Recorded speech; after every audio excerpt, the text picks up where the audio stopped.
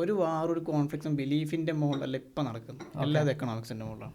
അതായത് അവിടുത്തെ റിസോഴ്സ് എന്താണോ അത് കൺട്രോൾ ചെയ്യാൻ വേണ്ടിയിട്ടും അതിന്റെ കാര്യങ്ങൾക്ക് വേണ്ടിയിട്ടാണ് ഒരുവിധപ്പെട്ട എല്ലാ വാറും നടക്കുന്നുള്ളത്. ഒരു കണ്ടെയ്നർ ഫുള്ള് ആളുകളുടെ ബോൺസാണ്. ആളുകളെ പച്ചയ്ക്ക് കത്തിച്ചിട്ട് അവരുടെ സ്കള്ളും അവരുടെ മറ്റുള്ള ബോൺസും ഇങ്ങനെ കരിഞ്ഞിങ്ങനെ കെടുക്കാണ്. അപ്പോൾ എലൺ മസ്ക് തന്നെ പറയുന്ന ഒരു കാര്യമുണ്ട്, ഞാനിത് കൂടുതൽ ഇതിൻ്റെ പിന്നാലെ പോയാൽ എന്നെ കൊല്ലും, ആൾക്കാർ കൊല്ലും.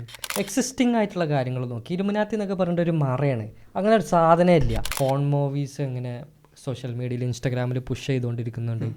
മുമ്പ് അതൊക്കെ വെബ്സൈറ്റ്സിലായിരുന്നെങ്കിൽ ഇപ്പോൾ ഇൻസ്റ്റാഗ്രാമിലോട്ട് അത് വന്നു തുടങ്ങി. ഇന്ത്യയിൽ എത്രയും ഫോൺ വെബ്സൈറ്റ് ബാൻഡാണ്, എന്നിട്ടാണ് ഇത് നടക്കുന്നത്. എമ്പുരാന് സ്പെസിഫിക് മോഹൻലാലിൻ്റെ ഹൈപ്പായിട്ടുള്ളൊരു പടം വരുമ്പോൾ അതിന് കുറച്ച് ഇത് കൂടുതലാണ്. ഗൈസ്, ഞങ്ങൾക്ക് എപ്പോഴും എനിക്ക് പ്രത്യേകിച്ച് സംസാരിക്കാൻ ഇഷ്ടമുള്ളൊരു ടോപ്പിക്കാണ് എപ്പോഴും ജിയോ പൊളിറ്റിക്സിൻ്റെ കാര്യങ്ങൾ വരുമ്പോൾ എപ്പോഴും സംസാരിക്കാൻ ഇഷ്ടമുള്ളൊരു ടോപ്പിക്ക്. അതിന് ഞങ്ങൾ ഒരുമിച്ച് പല ഗസ്റ്റുകളെയും കൊണ്ടുവന്നിട്ടുണ്ട്. അപ്പോൾ അതിൽ ഏറ്റവും ടോപ്പായിട്ട് ഇതിൻ്റെ മുമ്പിൽ വന്ന് അനീസാണ്. അനീസിൻ്റെ എപ്പിസോഡ് എനിക്ക് നന്നായിട്ട് ഇഷ്ടപ്പെട്ടിരുന്നത്. അതേപോലെ ഈ ഒരു എന്താ പറയുക, ഞാനൊക്കെ ചെറുപ്പത്തിൽ കുറേ കാര്യങ്ങൾ ഇങ്ങനെ കേട്ടായിരുന്നു. ഭൂമി ലോകം കൺട്രോൾ ചെയ്യുന്നവരാണ്, ലോകം കൺട്രോൾ ചെയ്യുന്ന ഇലുമിനാറ്റിയാണ്, അല്ലെങ്കിൽ സയനിസ്റ്റുകളാണ്, അങ്ങനെ പലതും കേട്ടിരുന്നത്. അതൊക്കെ ആ ഒരു ടൈമിൽ അതൊക്കെ അങ്ങനെ കേട്ടിരുന്നത് തന്നെ ഞാൻ വിശ്വസിച്ചിരുന്നു. പിന്നെ ഇങ്ങനെ വലുതായി വന്ന ഉടനെ ഞാൻ ഓരോ റിസർച്ച് തുടങ്ങി, ഓരോന്ന് പുതിയ ന്യൂസും പുതിയ കാര്യങ്ങളൊക്കെ നോക്കി തുടങ്ങി. അപ്പോൾ എനിക്ക് മനസ്സിലായി ഇതിൻ്റെ യഥാർത്ഥത്തിലുള്ള പല കാര്യങ്ങളും കിട്ടണമെന്നുണ്ടെങ്കിൽ യൂട്യൂബിലുണ്ടാവില്ല. യൂട്യൂബിൽ ഒരു ലിമിറ്റ് വരെ സംഭവം ഉണ്ടാവുള്ളൂ. അവർക്ക് പറ്റാത്ത സംഭവം സെൻസേർഡ് ആക്കിയിട്ട് അവർക്ക് പറ്റാത്ത സംഭവം റിമൂവ് ചെയ്തിട്ടുണ്ടാവും, അതിൽ അപ്ലോഡ് ചെയ്യാനേ പറ്റില്ല. അങ്ങനെ ഞാൻ റംബിളിലെത്തി. റംബിളിൽ നിന്ന് കുറേ ഡാറ്റകൾ ഇതാക്കി കളക്ട് ചെയ്തു. അങ്ങനെ പോയപ്പോൾ നമുക്കൊന്നും അറിയാത്ത പല സംഭവങ്ങളും, പറഞ്ഞാൽ വിശ്വസിക്കാത്ത പല സംഭവങ്ങളും ഈ ലോകത്ത് നടക്കുന്നുണ്ടെന്നാണ്. അതൊരാളോട് പബ്ലിക്കായിട്ട് ഒരു പ്ലാറ്റ്ഫോമിൽ ഇപ്പോൾ വന്നിട്ട് മലയാളികളോട് പറഞ്ഞിട്ടുണ്ടെങ്കിൽ ഇങ്ങനെ ഉണ്ടോ എന്ന് തന്നെ വിചാരിക്കും. ഓക്കെ, അപ്പോൾ ഇന്ന് നമ്മളെ കൂടെ ഉള്ളത് അബു ആണ്. അബുവിൻ്റെ ഫുൾ നെയിം എന്താ? എൻ്റെ ഫുൾ നെയിം അബു തോയർ. അബു ഞങ്ങളൊരു ഒരു ഫ്രണ്ടാണ്, ഇവിടെ പോളണ്ടിൽ ബേസ്ഡ് ആയിട്ടുള്ളതാണ്. ഞാൻ എപ്പോഴും അബുവിനെ ഇൻസ്റ്റാഗ്രാമിലൊക്കെ എപ്പോഴും വാച്ച് ചെയ്യുന്നതാണ്. എപ്പോഴും ജിയോ പൊളിറ്റിക്സിൽ പുതിയ അപ്ഡേറ്റ് ഒക്കെ ഉണ്ടെങ്കിൽ ലോകത്തിൻ്റെ എവിടെ വാർ എവിടെയൊക്കെ നടക്കുന്നുണ്ടോ, സുഡാനത്തെ ഇഷ്യൂ, ഫലസ്തീനിൻ്റെ ഇഷ്യൂ, ഇതെല്ലാം അബു ഷെയർ ചെയ്യുന്ന ഒരാളാണ്. അപ്പോൾ ഞാൻ അപ്പോൾ തന്നെ അബുവിനായിട്ട് ഇങ്ങനെ ഞങ്ങൾ ഇൻസ്റ്റാഗ്രാമിൽ എന്നും സംസാരിക്കും. അബു പല വിഷയങ്ങളും എന്നിട്ട് ഷെയർ ചെയ്യാറുണ്ട്. എങ്ങനെയാണ് ഈ വരുന്ന തലമുറ ഡ്രഗ്സിൻ്റെ അഡിക്ഷൻ, ഫോൺ യൂസേജ്, പിന്നെ ഈ വാറിൻ്റെ കാര്യങ്ങൾ, ഇതെല്ലാം ഞങ്ങൾ സംസാരിക്കാറുണ്ട്. അപ്പോൾ Abu, welcome to the show. പിന്നെ അബുവിൻ്റെ അടുത്ത് ഫസ്റ്റ് തുടങ്ങേണ്ടതാണ്, കൂടുതൽ നീട്ടണില്ല ഇനി. അപ്പോൾ ഫസ്റ്റ് ചോദിക്കാനുള്ളത്, ഞങ്ങൾ മുമ്പ് കോങ്കോ ജനസൈഡ് സംസാരിച്ചിട്ടുണ്ട്. ഞങ്ങളോട് എപ്പോഴും എൻ്റെ അടുത്ത് എപ്പോഴും ആൾക്കാർ ചോദിക്കുന്നൊരു കാര്യമാണ്, ഫലസ്തീനെ പറ്റിയിട്ട് സ്റ്റോറി ഇടുമ്പോൾ എന്തുകൊണ്ട് നിങ്ങൾ സിറിയനെ കുറിച്ച് സംസാരിക്കുന്നില്ല എന്ന് ചോദിക്കലുണ്ട്. ഞങ്ങൾ സിറിയനെ കുറിച്ചിട്ട് സംസാരിക്കാറുണ്ട്. HTSും പിന്നെ ഇയാൾ അസാദിൻ്റെ ആർമിയും തമ്മിലുള്ള കോൺഫ്ലിക്റ്റും ഞങ്ങൾ സംസാരിച്ചിട്ടുണ്ട്. പക്ഷേ ആൾക്കാർക്ക് അത് കാണാൻ ടൈമില്ല. അവർക്ക് എന്താ വേണ്ടത്, ഞങ്ങളൊരു ഫലസ്തീൻ മാത്രമാണ്, ഇത് മാത്രം സംസാരിക്കും, മുസ്ലിംസിനെ മാത്രം സപ്പോർട്ട് ചെയ്ത് സംസാരിക്കും എന്നുള്ള അങ്ങനെ ഒരു ബയാസ്ഡ് ആയിട്ടുള്ള വ്യൂവിലേ അവർ കാണുള്ളൂ ഞങ്ങളെ. അപ്പോൾ ഞങ്ങൾ ഇതിന് മുമ്പ് കോങ്കോൻ്റെ ജനസൈഡ് സംസാരിച്ചിട്ടുണ്ട്. പക്ഷേ ആൾക്കാർക്ക് അതൊന്നും കാണാൻ ടൈം ഇട്ടിട്ടില്ല, അല്ലെങ്കിൽ അവർക്ക് അത് കാണാൻ താല്പര്യമില്ല. ആർക്കെന്താ കാണേണ്ടത്, ഞങ്ങളെ ഈ ഒരു വ്യൂവിൽ കാണണം എന്നുള്ള ആ ഒരു പെർസ്പെക്റ്റീവിൽ ഞങ്ങളത് കുറേ ആൾക്കാർ കണ്ടിട്ടുള്ളൂ. അപ്പോൾ ഇന്ന് നമുക്ക് സംസാരിക്കേണ്ട ഒരു വിഷയം എന്ന് പറഞ്ഞാൽ, ലോകത്ത് പല സൈഡിലും ഇന്നസെൻ്റായ ഒരുപാട് ആൾക്കാർ മരിച്ചുകൊണ്ടിരിക്കുന്നുണ്ട്. അത് നമ്മൾ പറയുമ്പോൾ 2025 ജീവിക്കുന്നത്. എന്നിട്ടും നമുക്കിതൊന്നും ടെക്നോളജി ഉയർന്നു വരുന്നു, പല കാര്യങ്ങളും മാറ്റം വരുന്നു. പക്ഷേ ഇപ്പോഴും ഈ കൊല്ലുന്നതിനും കൊല്ലപ്പെടേണ്ടതിനും ഒന്നും ഒരു എന്താ പറയുക, ഒരു കണക്കില്ല. ഇപ്പോഴും നടന്നുകൊണ്ടിരിക്കുക. വേൾഡ് വാർ 2 എങ്ങനെ കേട്ടിരുന്നത് അതേപോലെയൊക്കെ എപ്പോഴും നടന്നുകൊണ്ടിരിക്കുക. അപ്പോൾ സുഡാനിൽ എന്താണ് ശരിക്കും പറഞ്ഞാൽ നടന്നുകൊണ്ടിരിക്കേണ്ടത്? സുഡാനിൽ ആര് തമ്മിലാണ് പ്രശ്നം, എന്തിനാണ് പ്രശ്നം, ഇത് എന്ന് മുതൽ തുടങ്ങിയതാണ്? നമ്മൾ എപ്പോഴും ചിന്തിക്കേണ്ട ഒരു കാര്യം എന്താണെന്ന് വെച്ച് കഴിഞ്ഞാൽ, ഒരു വാറൊരു കോൺഫ്ലിക്റ്റും ബിലീഫിന്റെ മുകളിലല്ല ഇപ്പം നടക്കുന്നത്, അല്ലാതെ എക്കണോമിക്സിന്റെ മുകളിലാണ്. അതായത് അവിടുത്തെ റിസോഴ്സ് എന്താണോ അത് കൺട്രോൾ ചെയ്യാൻ വേണ്ടിയിട്ടും അതിന്റെ കാര്യങ്ങൾക്ക് വേണ്ടിയിട്ടാണ് ഒരുവിധപ്പെട്ട എല്ലാ വാറും നടക്കുന്നുള്ളത്. നമ്മളിപ്പോൾ പക്ഷെ ഇന്ന് ശ്രദ്ധ തിരിക്കാൻ വേണ്ടിയിട്ട് നമ്മൾ റിലീജിയൻ കൊണ്ടുവന്നിടും, നമ്മൾ മറ്റുള്ള കാര്യങ്ങൾ കൊണ്ടുവന്നിടും. അതിൻ്റെ പിന്നിൽ ഒരുപാട് വെപ്പണായിട്ടുള്ള ഇൻഡസ്ട്രീസ് ഒരുപാടുണ്ട്. അതിൻ്റെ പിന്നിൽ ഒരുപാട് എന്താ പറയുക എക്കണോമിക്സ്, അതിൻ്റെ പിന്നിൽ ജസ്റ്റ് ലിറ്ററലി എക്കണോമിക്സ് ആണ് എല്ലാ കാര്യങ്ങളും.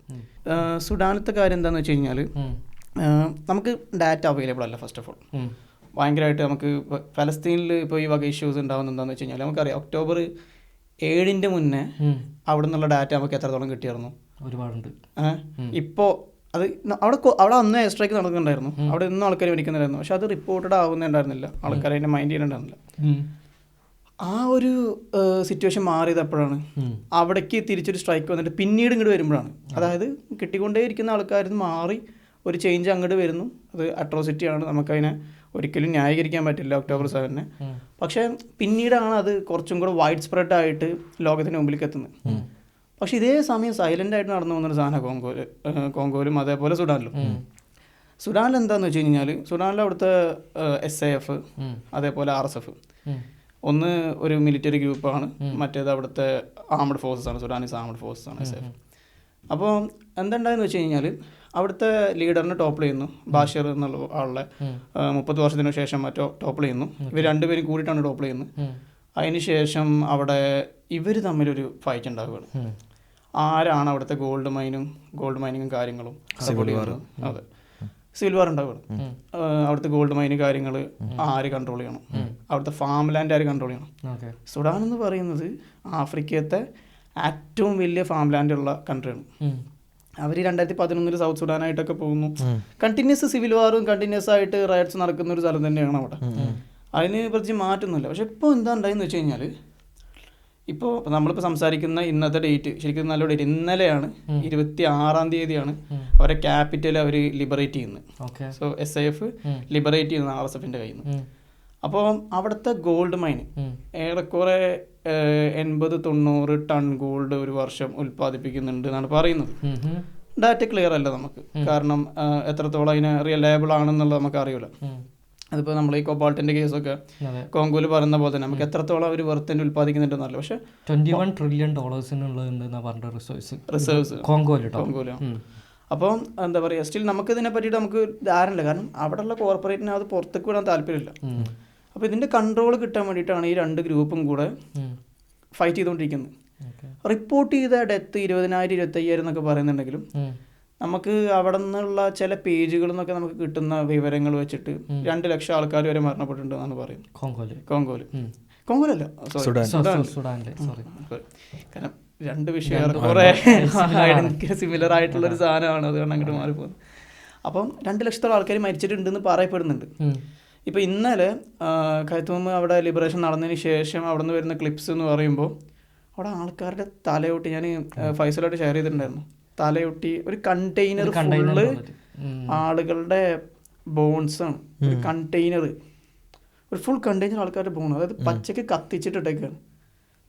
ഇപ്പോൾ ഞാനിതിനെപ്പറ്റി ശ്രദ്ധിക്കാൻ വേണ്ടി ഒരുപാടൊന്നും ആയിട്ടില്ല, നമുക്ക് ഇങ്ങനെ നടക്കുന്നുണ്ടെന്ന് അറിയാം, നമുക്ക് ന്യൂസ് കിട്ടുന്നില്ല, കാരണം ഇൻ്റർനെറ്റ് ഇല്ല അവിടെ. ഞാൻ അറബിക്കും മറ്റേ ലാംഗ്വേജ് പഠിക്കുന്ന ഒരു പരിപാടി ഉണ്ടായിരുന്നു. അപ്പം അങ്ങനെ നമ്മൾ അറബിക്കിൽ ഒരു കോഴ്സ് എടുക്കുന്നുണ്ട്. അപ്പോൾ നമുക്ക് നമ്മുടെ ഒരു സുഹൃത്ത് നമ്മളങ്ങനെ പരിചയപ്പെട്ടു. അപ്പോൾ ആ കുട്ടി സുഡാൻ അറബാണ്. അപ്പോൾ ഞാനിങ്ങനെ ചോദിക്കും കോളേജിൽ പോകാറില്ല, എന്താ പഠിക്കുന്നതെന്നൊക്കെ ചോദിച്ച സമയത്ത് അപ്പോൾ ഇങ്ങനെ പറയും കോളേജില്ല. അപ്പോൾ നമ്മൾ അവർക്ക് കോളേജില്ല. പിന്നെ നമ്മൾ ചോദിക്കും പിന്നെ കോളേജിൻ്റെ കാര്യങ്ങളൊക്കെ ചോദിക്കുകയാണെങ്കിൽ പറഞ്ഞു കോളേജ് പൊളിച്ചിട്ട് 2 വർഷമായി പറഞ്ഞു, യൂണിവേഴ്സിറ്റി ഇല്ല. സുഡാനിൽ ഇത് ഏത് ഭാഗത്താണ് നടക്കണം? മൊത്തത്തിലുണ്ട്. എവിടെയും സേഫ് അല്ല, ഓൾമോസ്റ്റ് എവിടെയും സേഫ് അല്ല. ഒന്ന് ആ പോർട്ടിൻ്റെ ഭാഗമുണ്ട്, സൂയിസ് കനാലിൻ്റെ ഭാഗത്തേക്ക് വരുന്ന ഒരു പോർട്ടിൻ്റെ ആ ഒരു ഭാഗം, അവിടെയൊക്കെ പ്രശ്നങ്ങളുണ്ടായിരുന്നു. പിന്നെ അവരുടെ ക്യാപിറ്റൽ സിറ്റിയിൽ പിന്നെ ദാഫർ എന്ന് പറയുന്നൊരു അവിടെ ഒരു സിറ്റി ഉണ്ട്. അവിടെ സുഡാന്റെ പോപ്പുലേഷൻ എത്രയാണ് അതെനിക്ക് കറക്റ്റായിട്ട് അറിയാം. ജിയോഗ്രഫിക്കലി കുറച്ച് വലിയ കൺട്രിയാണ്, ഓഫ്കോഴ്സ് വലിയ കൺട്രിയാണ്. ഈജിപ്തിനോളം തന്നെ വലിപ്പമുള്ള കൺട്രിയാണ്. ഏറ്റവും വലിയ കൺട്രി അൾജീരിയാണ് ആഫ്രിക്കൻ കോണ്ടിനെന്റിൽ. പക്ഷെ അത്രയ്ക്ക് അങ്ങോട്ട് വലിപ്പമല്ല. പക്ഷെ അവിടെ ഇപ്പോഴത്തെ UN റിപ്പോർട്ടും കാര്യങ്ങളും പറയുന്നത് 2.8 മില്യൺ ആൾക്കാരോളം കംപ്ലീറ്റ് സ്റ്റാർവേഷനിലാണ് കിടക്കുന്നത്. 20 ലക്ഷം ആൾക്കാർ, 28 ലക്ഷം 30 ലക്ഷം അടുത്ത ആൾക്കാർ കംപ്ലീറ്റ് സ്റ്റാർവേഷനിലാണ്. അതേപോലെ ഇത്രയും ആൾക്കാർ മരിച്ചിട്ടുണ്ട്. 2 മില്യൺ ആൾക്കാർ തന്നെ 1.5 മില്യൺ ആൾക്കാർ 2 മില്യൺ ആൾക്കാരടുത്ത് ഈജിപ്തിലേക്ക് പലായനം ചെയ്തിട്ടുണ്ട് റെഫ്യൂജീസ് ആയിട്ട്. അപ്പോൾ ഞാൻ 50 മില്യൺ ആട്ടോ സുഡാന്റെ പോപ്പുലേഷൻ, 50 മില്യൺ. അതെ. അപ്പോൾ ഇത് എന്ന് പറഞ്ഞു കഴിഞ്ഞാൽ ഈ ഏരിയയുടെ സപ്പോർട്ട് കിട്ടാൻ വേണ്ടിയിട്ട്, അതായത് ഈ ഏരിയയുടെ കൺട്രോൾ കിട്ടാൻ വേണ്ടിയിട്ട് ഹങ്കർ എന്ന് പറയുന്നൊരു സാധനത്തിന്, സ്റ്റാർവേഷൻ എന്ന് പറയുന്ന സാധനത്തിനെ ഒരു വെപ്പണൈസ് ചെയ്തിട്ടാണ് ഈ രണ്ട് ഫോഴ്സും നമുക്ക് ഒരാളെ നല്ലത് ഒരാളെ മോശം എന്ന് പറയാൻ പറ്റില്ല. രണ്ട് പേരും ഒരു പരിധിവരെ ഈ വക പ്രശ്നങ്ങൾ ചെയ്യുന്നുണ്ട്. അപ്പോൾ ഇന്നലെ ഇപ്പോൾ SAFനെയാണ് അവിടുത്തെ ആൾക്കാർ കുറച്ചും കൂടെ സപ്പോർട്ട് ചെയ്യുന്നത്. കാരണം സുഡാനീസ് ആംഡ് ഫോഴ്സ് ആണ്, നേഷൻ്റെ ആംഡ് ഫോഴ്സ് ആണെന്നുള്ളൊരു ഒഫീഷ്യൽ റെപ്രസെൻറ്റേഷൻ. അതെ. അപ്പോൾ പക്ഷേ മിനിയാന്ന് അവർ എയർ സ്ട്രൈക്ക് ചെയ്തിട്ട് 100 ആൾക്കാരോളം മരിച്ചിട്ടുണ്ട്, അതിൽ സിവിലിയൻസും ഉണ്ട്. പക്ഷേ RSF എന്ന് പറഞ്ഞു കഴിഞ്ഞാൽ അത് കുറച്ച് ബ്രൂട്ടലാണ്. RSF കുറച്ച് ബ്രൂട്ടലാണ്. RSFിൻ്റെ കയ്യിൽ നിന്നാണ് ഇപ്പോൾ ആ സിറ്റി ലിബറേറ്റ് ചെയ്തിട്ടുള്ളത്. ആ സമയത്താണ് അവിടുത്തെ ആൾക്കാർ ആഘോഷിക്കുന്നത്. അപ്പോൾ അതാണ് ഞാൻ നിനക്ക് അയച്ചു തന്നിട്ടൊക്കെ ഉണ്ടായിരുന്നത്. അപ്പം നമ്മൾ കാണുന്ന ആൾക്കാരെന്ന് പറയുമ്പോൾ ശോഷിച്ച അവസ്ഥയാണ്. അതായത് നമ്മളിപ്പോൾ നമ്മുടെ ഗ്യാസ് ചേമ്പറിൽ അവിടെ ഓഷ്യസിലൊക്കെ ആൾക്കാർ രക്ഷപ്പെട്ടു വന്ന ആൾക്കാരെ കണ്ടിട്ടുണ്ടായിരുന്നില്ലേ? മെലിഞ്ഞ എല്ല് മാത്രമായിട്ട് വന്നിരുന്ന ആൾക്കാർ. വാഗൺ ട്രാജഡി ഒക്കെ കഴിഞ്ഞപ്പോൾ വന്നറിഞ്ഞ ആ വക അതേപോലെ അവസ്ഥ. ആൾക്കാർ ഇങ്ങനെ കരയാണ്. അതായത് പക്ഷെ അവർക്ക് സന്തോഷമുണ്ട്, ലിബറേറ്റ് ആയി. അപ്പം ഇവിടുത്തെ ഈ ഒരു കൺട്രോൾ കിട്ടാനും ഈ ഒരു എക്കണോമിക്സുമാണ് ഇവിടെ കിടന്ന് കളിക്കുന്നത്. അപ്പോൾ ഇതിലിപ്പോൾ ഏറ്റവും വലിയ പ്രശ്നം എന്താണെന്ന് വെച്ച് കഴിഞ്ഞാൽ പുറത്തുനിന്നുള്ള സപ്പോർട്ടാണ് ഏറ്റവും വലിയ പ്രശ്നം. റഷ്യ സപ്പോർട്ട് ചെയ്യുന്നുണ്ട്. റഷ്യ ആർക്കാ ഫണ്ട് ചെയ്യുന്നത്? റഷ്യ ഡയറക്റ്റ് അല്ല, അവരൊരു വാഗ്നർ ഗ്രൂപ്പോ വാഗ്നർ ഗ്രൂപ്പ് ഉണ്ട്. അതിന് കറക്റ്റ് നോക്കണം. അവരാണ് ആഫ്രിക്കയിൽ ഫണ്ട് ചെയ്യുന്നത്. ലൈക്ക് ഒരുവിധം വാറിലൊക്കെ അതിൻ്റെ തലവനാണ് മരിച്ചത്. ഒരു ഫ്ലൈറ്റ് അപകടത്തിൽ മരിച്ചല്ലോ. ഒരു ഫ്ലൈറ്റ് ഒന്നായിട്ട് പൊട്ടിത്തെറിച്ചിട്ട് മൊത്തം അതിൻ്റെ ടീം ഒന്നായിട്ട് മരിച്ചു കഴിഞ്ഞ വർഷം 2024 2023. അവരാണ് ഒരു ടൈമിൽ റഷ്യ ഒന്നായിട്ട്, റഷ്യൻ്റെ ഉള്ളിൽ തന്നെ ഉള്ള ഒരു പ്രൈവറ്റ് ആർമി ഗ്രൂപ്പാണ്. പക്ഷേ ഗവൺമെൻറ് ഫണ്ട് ചെയ്യുന്നുണ്ട് അവർക്ക്. അപ്പോൾ ഗവൺമെൻറ് ഫണ്ട് ചെയ്യുന്നുണ്ട്. ലൈക്ക് അവർ എന്താ പറയുക, ഒരു ഗവൺമെൻറ്റിൻ്റെ ആണോ ചോദിച്ചാൽ ഗവൺമെൻറ്റിൻ്റെ ആണ്, എന്നാൽ പ്രൈവറ്റ് ആണോ ചോദിച്ചാൽ പ്രൈവറ്റ് ആണ്. അതിൻ്റെ ഒരു തലവനൊക്കെ ഉണ്ട്. പക്ഷെ അവർ എന്താ പറയുക, റഷ്യ ഇൻവേഡ് ചെയ്യുക അവർ തന്നെ ഒരു യുക്രൈൻ വാറിൻ്റെ അടിയിൽ നോക്കിയിരുന്നു കോൺഫ്ലിക്റ്റിൻ്റെ അടിയിൽ. അപ്പോഴാണ് പിന്നെ അത് പുടിൻ ഒത്തുതീർപ്പാക്കി. പക്ഷേ പുടിനല്ലേ അയാൾ എങ്ങനെ എന്താ മരിക്കാൻ കാരണം, ആ ഫ്ലൈറ്റ് എങ്ങനെ പൊട്ടിത്തെറിച്ചു എന്ന് ഇപ്പോഴും ആൾക്കാരില്ല. വാഗ്നർ ഗ്രൂപ്പിൻ്റെ എല്ലാ ആൾക്കാരും ആ ഫ്ലൈറ്റിലുണ്ടായിരുന്നു. ബോർഡായി എത്ര മിനിറ്റ് കഴിഞ്ഞപ്പോൾ ആകാശത്തുനിന്ന് പൊട്ടി. അതും 3-4 മാസം കഴിഞ്ഞിട്ടാണ് ഈ പ്രശ്നമൊക്കെ തീർന്ന്. അപ്പോൾ അവർ ഇങ്ങനെ ആഫ്രിക്കൻ കൺട്രീസിൽ കുറേ സ്ഥലത്ത് അവർ ഉണ്ട്, അവരെ ആർമി. ഇവരിപ്പോൾ ഫണ്ട് ചെയ്യുന്ന സാഫിനാണോ? അല്ലല്ല, ഇവർ ഫണ്ട് ചെയ്യുന്നത് RSF. കാരണം നമുക്ക് കിട്ടുന്ന ഇൻഫർമേഷൻ നമ്മളിതൊക്കെ നമ്മളിങ്ങനെ അവിടെ നിന്ന് ഇവിടുന്നൊക്കെ ചകഞ്ഞെടുക്കുന്നതാണ്. അപ്പോൾ നമുക്ക് കിട്ടുന്ന ഇൻഫർമേഷൻ ഇവർ സപ്പോർട്ട് ചെയ്യുന്നത് RSFനെ സപ്പോർട്ട് ചെയ്യുന്നുണ്ട്. പിന്നെ എന്ന് വെച്ച് കഴിഞ്ഞാൽ പിന്നെ സപ്പോർട്ട് ചെയ്യുന്ന ആളാണ് നമ്മളെല്ലാവരും എക്സ്പെക്ട് ചെയ്യാത്തൊരു ഗ്രൂപ്പ് സപ്പോർട്ട് ചെയ്യുന്നുണ്ട്. നന്മമരങ്ങൾ UAE സപ്പോർട്ട് ചെയ്യുന്നുണ്ട് RSFനെ. UAEയുടെ ഫുഡ് ഇമ്പോർട്ടിൻ്റെ ഒരു നല്ലൊരു ഭാഗം വരുന്നുണ്ട് സുഡാനിൽ നിന്ന്. സോ അവരുടെ 1-2 കമ്പനീസ് അവിടെ നല്ലോണം ഹെവി ആയിട്ട് ഇൻവെസ്റ്റ് ചെയ്തിട്ടുണ്ട്. അവർ ഈ ഗോൾഡ് മൈനിങ്ങിൻ്റെ ആ ഒരു കൺട്രോൾ RSFന് കിട്ടുകയാണെങ്കിൽ അതിൽ നല്ലൊരു കൺട്രോൾ UAEക്ക് ഉണ്ടാവും. അപ്പോൾ ഈ ഒരു ഇത് വെച്ചിട്ട് അവിടെ ഓയിലുണ്ടോ? അവിടെ ഓയിലുണ്ട്. അപ്പം RSFനുള്ള ഒരു അന്യായ സപ്പോർട്ട് UAEയുടെ ഭാഗത്തുനിന്നുണ്ട്. UAEനെ വിമർശിക്കാൻ UKയും US സമ്മതിക്കില്ല. ഇപ്പോൾ ഞാൻ അടുത്തൊരു ആർട്ടിക്കിൾ വായിച്ചത് UAEക്ക് എതിരെയുള്ള റിപ്പോർട്ട് UK സപ്രസ് ചെയ്യുന്നുണ്ട് എന്നുള്ളതാണ്. അത്തരം റിപ്പോർട്ടുകൾ പുറത്തു വരാൻ UK സമ്മതിക്കുന്നില്ല. കാരണം അഫ്കോഴ്സ് നമുക്കറിയാം USൻ്റെയും UKയുടെയും ഈവൻ ആ ഒരു വെസ്റ്റേൺ കൺട്രീസിൻ്റെ ഏറ്റവും വലിയ അലൈയാണ് മിഡിൽ ഈസ്റ്റിൽ ഇസ്രായേൽ കഴിഞ്ഞാൽ ഏറ്റവും വലിയ അലൈ ആയിട്ടുള്ളത് ഇപ്പോൾ UAE ആണ്. അപ്പോൾ UAE ഇങ്ങനൊരു കാര്യം ചെയ്യുന്നു എന്നുള്ളത് നമ്മുടെ ഒരു പൊതുബോധത്തിലേക്ക് അവർ വെച്ചിട്ടുള്ളൊരു കാര്യം എന്ന് പറഞ്ഞു കഴിഞ്ഞാൽ നമ്മളെപ്പോഴും പീസ് കാര്യങ്ങൾ നമ്മൾ പാവപ്പെട്ട കൺട്രീസിൽ കൊണ്ടുപോയിട്ട് ഇൻവെസ്റ്റ് ചെയ്യുന്നു. നല്ലതാണ്, ഇൻവെസ്റ്റ് ചെയ്യുന്നത്. നമ്മളെ നാട്ടിലോട്ടൊക്കെ ഒരുപാട് പേര് കഴിച്ചിലായിട്ടുണ്ട്. അവിടുന്ന് അന്നം തരുന്ന നാടാണ്. അതൊക്കെ അപ്രിഷിയേറ്റ് ചെയ്യേണ്ടത്. അതെ, അതൊക്കെ അപ്രിഷിയേറ്റ് ചെയ്യേണ്ട കാര്യമാണ്. പക്ഷെ നമ്മൾ മനസ്സിലാക്കേണ്ട ഒരു കാര്യം, ഇതേപോലെ മറ്റുള്ള രാജ്യങ്ങളുടെ ആൾക്കാർ ഇപ്പോൾ നമ്മളെ സംബന്ധിച്ചിടത്തോളം പോളണ്ടാണ് നമുക്ക് അനന്തര രാജ്യം. നിന്നെയൊക്കെ സംബന്ധിച്ചിടത്തോളം പോളണ്ടാണ് നമുക്ക് തരുന്ന രാജ്യം. നാളെ ചിലപ്പോൾ നമുക്കൊരു ജോലി കിട്ടുക ചിലപ്പോൾ UAEയിലായിരിക്കാം, സൗദിയിലായിരിക്കാം, നമുക്കറിയില്ല. നമ്മളവിടെ പോകുന്നു, നമ്മൾ ജോലി ചെയ്യുന്നു, നമ്മൾ സമ്പാദിക്കുന്നു. പക്ഷേ വിമർശനത്തിന് ആരും അതീതരല്ല. നമ്മൾ നമ്മുടെ ഇന്ത്യനെ തന്നെ നമ്മൾ വിമർശിക്കാറുണ്ട്. പല കാര്യങ്ങളും നമുക്ക് തന്നെ നമ്മുടെ രാജ്യത്തിൻ്റെ പോളിസീസിനോട് എഗ്രി ചെയ്യാറില്ല. അല്ല, ഇങ്ങനത്തെ അലിഗേഷൻ വന്നപ്പോൾ UAE എന്തെങ്കിലും അവരുടെ സൈഡിൽ നിന്ന് റെസ്പോൺസ് എന്തെങ്കിലും ഉണ്ടോ? ഇല്ല, UAE പറയുന്നത് ഞങ്ങൾ ഹ്യൂമാനിറ്റേറിയൻ എയ്ഡാണ് ഞങ്ങൾ പ്രൊവൈഡ് ചെയ്യുന്നുള്ളൂ, ഞങ്ങൾ വെപ്പൺസ് ഒന്നും പ്രൊവൈഡ് ചെയ്യുന്നില്ല എന്നാണ് പറയുന്നത്. RSFിന് ഞങ്ങൾ പ്രൊവൈഡ് ചെയ്യുന്നില്ല, അതാണ് ഒഫീഷ്യലായിട്ട് UAE പറഞ്ഞത്. ഞങ്ങൾ അവർക്ക് ഹ്യൂമാനിറ്റേറിയൻ സപ്പോർട്ട് കാര്യങ്ങളാണ് കൊടുക്കുന്നത് എന്നുള്ളതാണ് അവർ പറയുന്നത്. പക്ഷേ അവരുടെ എയർക്രാഫ്റ്റ്സ് ഇപ്പോൾ UK-ന്ന് ഇസ്രായേലിലേക്ക് എയർക്രാഫ്റ്റ്സ് പോകുന്നുള്ളൂ, UK എന്നല്ല സൈപ്രസ് എന്ന്. അതെ, അതേപോലെ ഇങ്ങനെ അവിടെ നിന്ന് ഇങ്ങനെ അടിച്ചുകൊണ്ടിരിക്കുന്നുണ്ട്. എൻ്റെ ഒരു ഫ്രണ്ട് ഉണ്ട് അബുദാബി ആർമിയിൽ വർക്ക് ചെയ്യുന്നത്. അവന് ഈ വെപ്പൺസിൻ്റെ ഒക്കെ ഇതിലാണ് എഞ്ചിനീയറിംഗ് ഒക്കെ കഴിഞ്ഞിട്ട് അതിൻ്റെ ക്ലീനിങ് കാര്യങ്ങളൊക്കെ. അവൻ പറഞ്ഞതൊക്കെ അവിടുന്ന് പോകുന്ന AK-47 സുഡാൻക്ക് പോകേണ്ടതിന് കണക്കില്ല, അത്രയും കണ്ടെയ്നേഴ്സിൽ പോകുത്രേ. ഞാൻ കഴിഞ്ഞ വട്ടം ഞാൻ ട്രാൻസിറ്റ് അടിച്ച് ഞാൻ അബുദാബിക്ക് പോയിട്ടുണ്ടായിരുന്നു. അപ്പോൾ അബുദാബിയിൽ നിന്ന് ഞാൻ നമ്മുടെ പള്ളി കണ്ടിട്ട് സയദ് മോസ്ക് കണ്ടിട്ട് നമ്മൾ ഇറങ്ങുന്ന സമയത്ത് നമ്മുടെ റിവ്യൂ ചോദിക്കും. അപ്പോൾ റിവ്യൂ ചോദിച്ച സമയത്ത് എന്നോട് ചോദിച്ചത് ഒരു സുഡാനീസ് ആയിട്ടുള്ളൊരു സ്ത്രീയായിരുന്നു, ഇത് ചോദിച്ചിട്ടുണ്ടായിരുന്നു, അറബായിരുന്നു. അപ്പോൾ എല്ലാം കഴിഞ്ഞിട്ട് ചോദിച്ചു അറബ് കൾച്ചർ എങ്ങനെ നിങ്ങൾക്ക് തോന്നുന്നു ചോദിച്ചു. ഞാൻ നിങ്ങൾ എവിടുന്നാ ചോദിച്ചു. അപ്പോൾ ഞാൻ സുഡാനെന്ന് പറഞ്ഞു. അറബ് കൾച്ചർ ഇങ്ങടെ നാട്ടിൽ UAE കറക്റ്റായിട്ട് കൊണ്ട് നടക്കുന്നുണ്ടോ ചോദിച്ചു. അപ്പോൾ അവർ ഒന്നും ഇതാക്കി. അപ്പോൾ ഞാൻ പറഞ്ഞു UAE ആ ഒരു കൾച്ചറൊന്നുമില്ല, അപ്പോൾ അങ്ങനത്തെ ഒരു സംഭവമല്ല, ലിറ്ററലി ക്യാപിറ്റലിസ്റ്റാണ്. അപ്പോൾ ഞാൻ അവർ ചോദിച്ചു നിങ്ങളുടെ ഫാമിലിയൊക്കെ എപ്പോഴും UAE അവിടെ സുഡാനിൽ തന്നെ ആണോ എന്ന് ചോദിച്ചു, അതോ UAE-ലാണോ ചോദിച്ചു. ഇല്ല, അവരൊക്കെ എപ്പോഴും സുഡാനിലാണ്.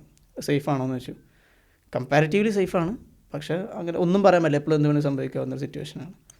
അപ്പോൾ അങ്ങനെ പറഞ്ഞു. കാരണം പക്ഷേ അവർക്ക് നിവൃത്തിയില്ല, അവരുടെ നാടിനെ സപ്പോർട്ട് ചെയ്യുന്ന അല്ലെങ്കിൽ നാട്ടിലെ ഡിസ്ട്രക്ഷൻ സപ്പോർട്ട് ചെയ്യുന്ന ഒരു കൺട്രിയിൽ വന്ന് വർക്ക് ചെയ്യേണ്ട സിറ്റുവേഷനാണ്. അപ്പം അത് വെച്ചിട്ട് ഇപ്പോൾ വർക്ക് ചെയ്യുന്നത് മോശമാണെന്നോ അല്ലെങ്കിൽ അവിടെ പോയിട്ട് ജോലി ചെയ്യുന്ന പാടില്ല, അവരെ സപ്പോർട്ട് ചെയ്യാൻ പാടില്ല, അങ്ങനെ നമ്മൾ പറയുന്നില്ല. പക്ഷേ ആരും നന്മമാരല്ല, എല്ലാവർക്കും ക്യാപിറ്റലിസ്റ്റ് ആയിട്ടുള്ള ഇൻട്രസ്റ്റ് ഉണ്ട്. അത് നമ്മുടെ രാജ്യം ഇന്ത്യക്കായാലും ഉണ്ട്, തൊട്ടപ്പുറം ശ്രീലങ്കയ്ക്കായാലും ഉണ്ട്, ചൈന ആയാലും UAE ആയാലും സൗദി എല്ലാവർക്കും. റിപ്പോർട്ട് ചെയ്ത ആരാണ് ഈ UAE ഇങ്ങനത്തെ കാര്യങ്ങൾ ചെയ്യുന്നുണ്ട്? അത് ഫ്രീലാൻസ് ജേർണലിസ്റ്റുകളാണ് കൂടുതൽ റിപ്പോർട്ട് ചെയ്യുക, അല്ലാതെ മെയിൻ സ്ട്രീമിൽ സാധനം വരില്ല. കാരണം അതാണ് ഞാൻ പറഞ്ഞത്, UK ഒക്കെ സപ്രസ് ചെയ്തു എന്ന് പറഞ്ഞു കഴിഞ്ഞാൽ ഒന്ന് ആലോചിച്ച് നോക്കിയും. കാരണം ഇപ്പോൾ നമുക്കറിയാം ഇപ്പോൾ 1.5 വർഷമായിട്ട് ഒരു ജനോസൈഡ് നടന്നുകൊണ്ടിരിക്കുകയാണ്, അതിനെങ്ങനെയാണ് സപ്രസ് ചെയ്യുന്നത് കണ്ടില്ല. 1.5 വർഷമല്ല ശരിക്കും പറഞ്ഞാൽ, മെയിൻ സ്ട്രീം ഇപ്പോൾ വന്നത്, മെയിൻ സ്ട്രീം സംസാരിക്കാൻ തുടങ്ങിയത് 1.5 വർഷം. എത്ര വർഷമായി?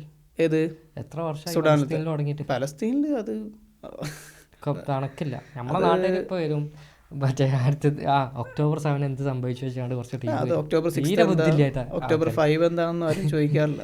Okay, back to the Sudan story. എന്നിട്ടിപ്പോൾ ഇവർ ഫണ്ട് ചെയ്യുന്നു, ഇനിയിപ്പോൾ ഇത് എന്താവും അവസ്ഥ? ഇപ്പോഴും ഇവർ ഫൈറ്റ് ചെയ്തുകൊണ്ടിരിക്കില്ല ഈ രണ്ട്. പക്ഷേ ഒരുപാട് സ്ഥലത്തു നിന്ന് SAF RSFിനെ നീക്കി എന്നുള്ളതാണ്. അതിൽ ഏറ്റവും വലിയ വിക്ടറിയാണ് ഇന്നലെ ഉണ്ടായത്, 26-ാം തീയതി. അപ്പോൾ അവരുടെ ക്യാപിറ്റൽ സിറ്റിയിൽ നിന്ന് RSF ഫോഴ്സിനെ കംപ്ലീറ്റ് ആയിട്ട് തുടച്ചു നീക്കാൻ പറ്റി, പ്രസിഡൻഷ്യൽ ബിൽഡിങ് കൈയടക്കാൻ പറ്റി. ഇനിയിപ്പോൾ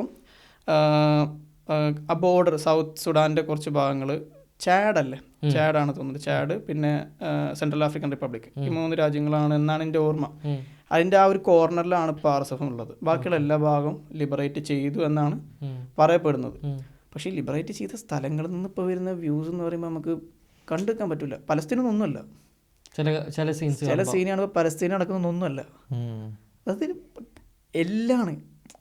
ആളുകളെ പച്ചയ്ക്ക് കത്തിച്ചിട്ട് അവരുടെ സ്കള്ളും അവരുടെ മറ്റുള്ള ബോൺസും ഇങ്ങനെ ഇങ്ങനെ കെടുക്കാണ് അട്ടിക്കായിട്ട് ഒരു കണ്ടെയ്നർ. നമ്മൾ ദഹിപ്പിച്ച ശരീരമൊക്കെ ഉണ്ടാവുമല്ലോ, അതേപോലെ അങ്ങനെ പൊട്ടിയായിട്ട് അങ്ങനെ ആയിട്ട് കെടുക്കുക. അപ്പം അത് ഇൻ്റർനെറ്റ് ഇല്ലാത്തതാണ്. ഇപ്പോൾ ഗാസയിൽ ഇൻ്റർനെറ്റ് ഇല്ലാന്നുണ്ടെങ്കിൽ നമ്മളിത് ആരും ഒന്നും അറിയില്ല.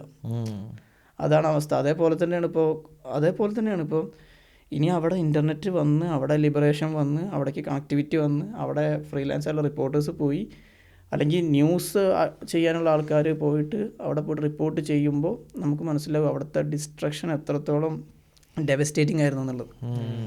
അപ്പോൾ പക്ഷേ ആർക്ക് കൺട്രോൾ കിട്ടിയാലും, എക്കണോമിക്കലി വിൻ ചെയ്താലും, അവിടെ മരിച്ചു പോയിട്ടുള്ള ആൾക്കാർക്ക് അല്ലെങ്കിൽ അവിടെ ആ ഒരു ദുരിതം അനുഭവിച്ച ആൾക്കാർക്ക് അതിനൊന്നും പകരാവുന്നില്ലല്ലോ. ഇപ്പോൾ നമ്മളിപ്പോൾ പറയുന്നു UAE ഭയങ്കര സന്തോഷമുള്ള ജീവിതമാണ്, UAE ഒരു സ്വർഗ്ഗമായ ജീവിതമാണെന്ന് പലരും പറയുന്നുണ്ട്. ഇപ്പോൾ ഈവൻ നമുക്കൊരു ഓപ്പർച്യൂണിറ്റി കിട്ടി കഴിഞ്ഞാൽ നമ്മൾ പോകും, നല്ലൊരു ശമ്പളമുള്ള ജോലി കിട്ടി കഴിഞ്ഞാൽ നമ്മൾ ഷിഫ്റ്റ് ചെയ്യും. പക്ഷേ ആ ഒരു സന്തോഷവും ആ ഒരു എന്താ പറയുക ഒരു ഡ്രീം ലാൻഡ് എന്ന് പറയുന്ന സാധനം മറ്റുള്ളവരുടെ ബ്ലഡിൻ്റെ മുകളിലായിരിക്കാൻ പാടില്ല, അതൊരു രാജ്യമായിരിക്കാൻ പാടില്ല. പക്ഷേ ആൾക്കാരതൊക്കെ മറക്കും.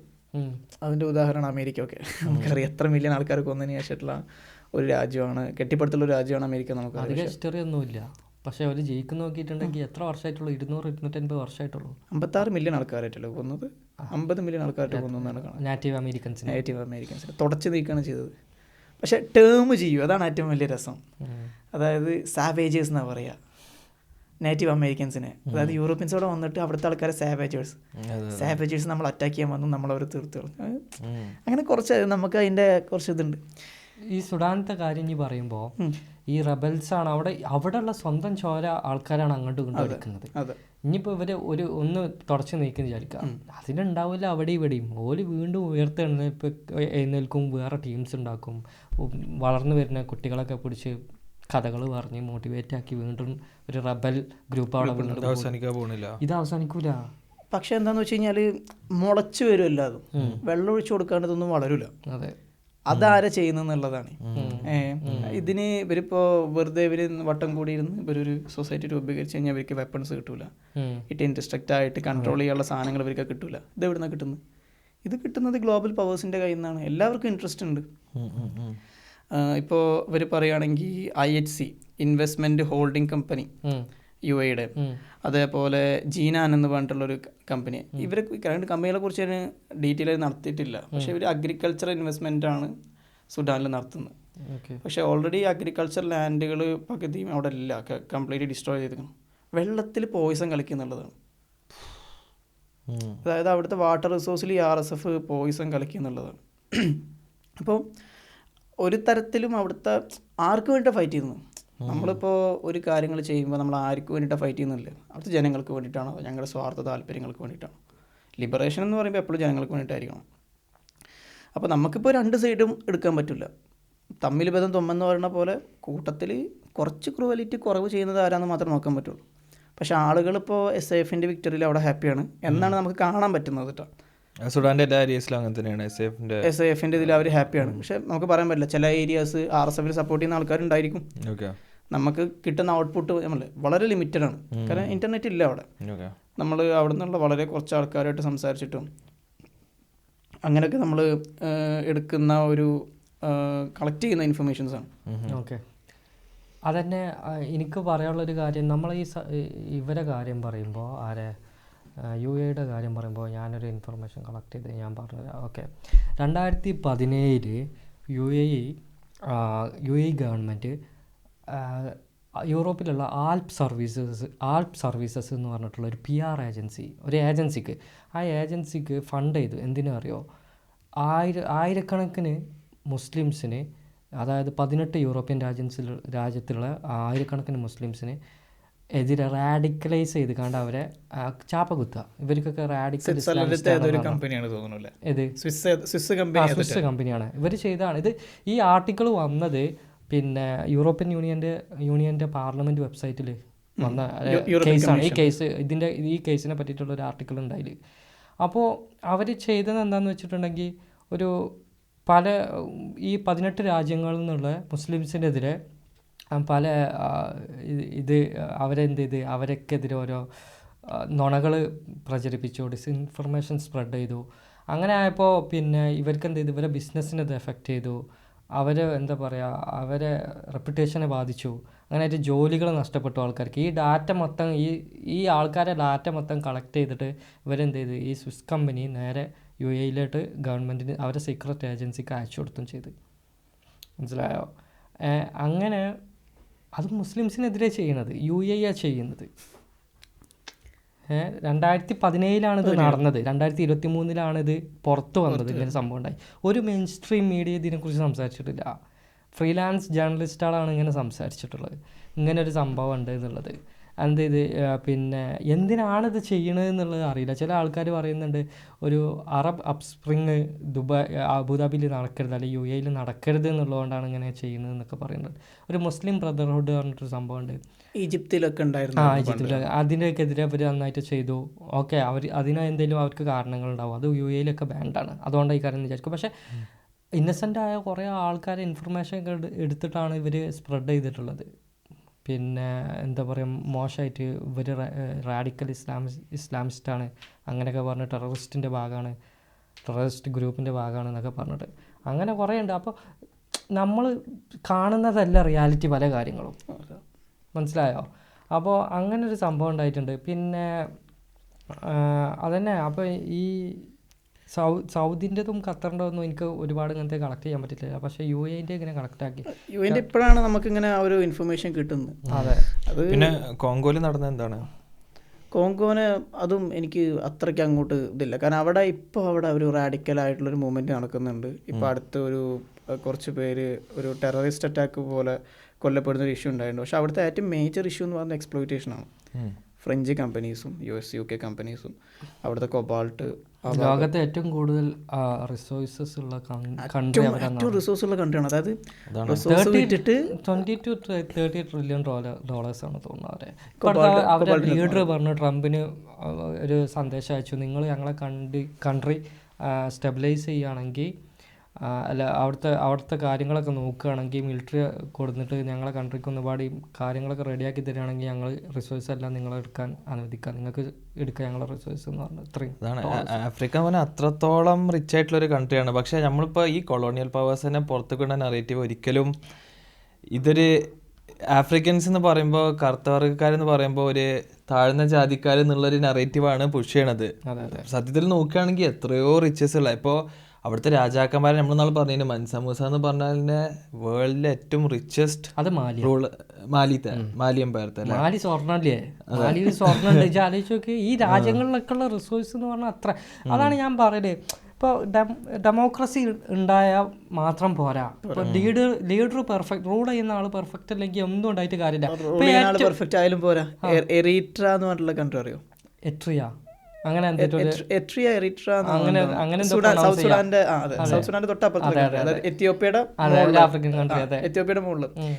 ഈ കണ്ടിട്ട് ഇപ്പം അടുത്ത് ഞാൻ കണ്ടിട്ടാ, ഈ അടുത്ത് വായിച്ചിട്ടുണ്ടായിരുന്നു. അതായത് അവർ ലിബറേറ്റ് ഇൻഡിപെൻഡൻസ് കിട്ടിയിട്ട് ഭയങ്കര ഗ്രോത്ത് ആയിരുന്നു. അതായത് അവർ തന്നെ സെൽഫ് സഫിഷ്യൻ്റ് ആയിട്ട് ഫാം ചെയ്യുന്നു, അവർക്കുള്ള ഫുഡൊന്നും ഇമ്പോർട്ട് ചെയ്യേണ്ട ആവശ്യമില്ല. കാരണം അവർക്ക് നല്ല വെതറാണ്, തൊട്ടടുത്ത് കടലാണ്, ഷിപ്മെൻറ്റ് കാര്യങ്ങൾ വരും, എല്ലാം സ്മൂത്തായിട്ട് പോകുന്നു, നല്ല ഹൈ GDP ഗ്രോത്ത് ഉണ്ടാകുന്നു.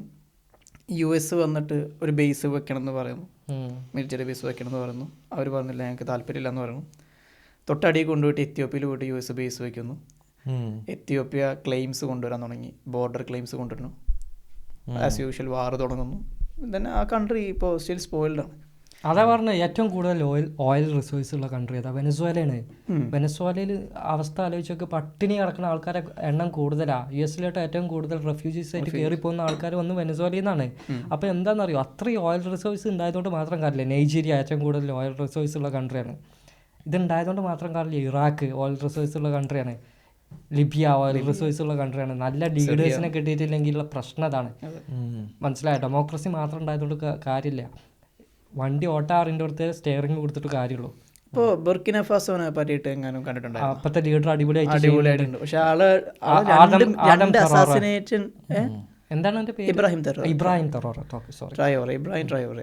2 അസാസിനേഷൻ അറ്റംപ്റ്റ് കഴിഞ്ഞപ്പോൾ തന്നെ അവൻ തോക്കും പിടിച്ചിട്ടാണ് നടക്കുക. 2 അസാസിനേഷൻ അറ്റംപ്റ്റ് കഴിഞ്ഞു. പുള്ളി IMF ലോൺ വേണ്ട പറഞ്ഞു. അതെ, ഞങ്ങൾക്ക് വേണ്ട.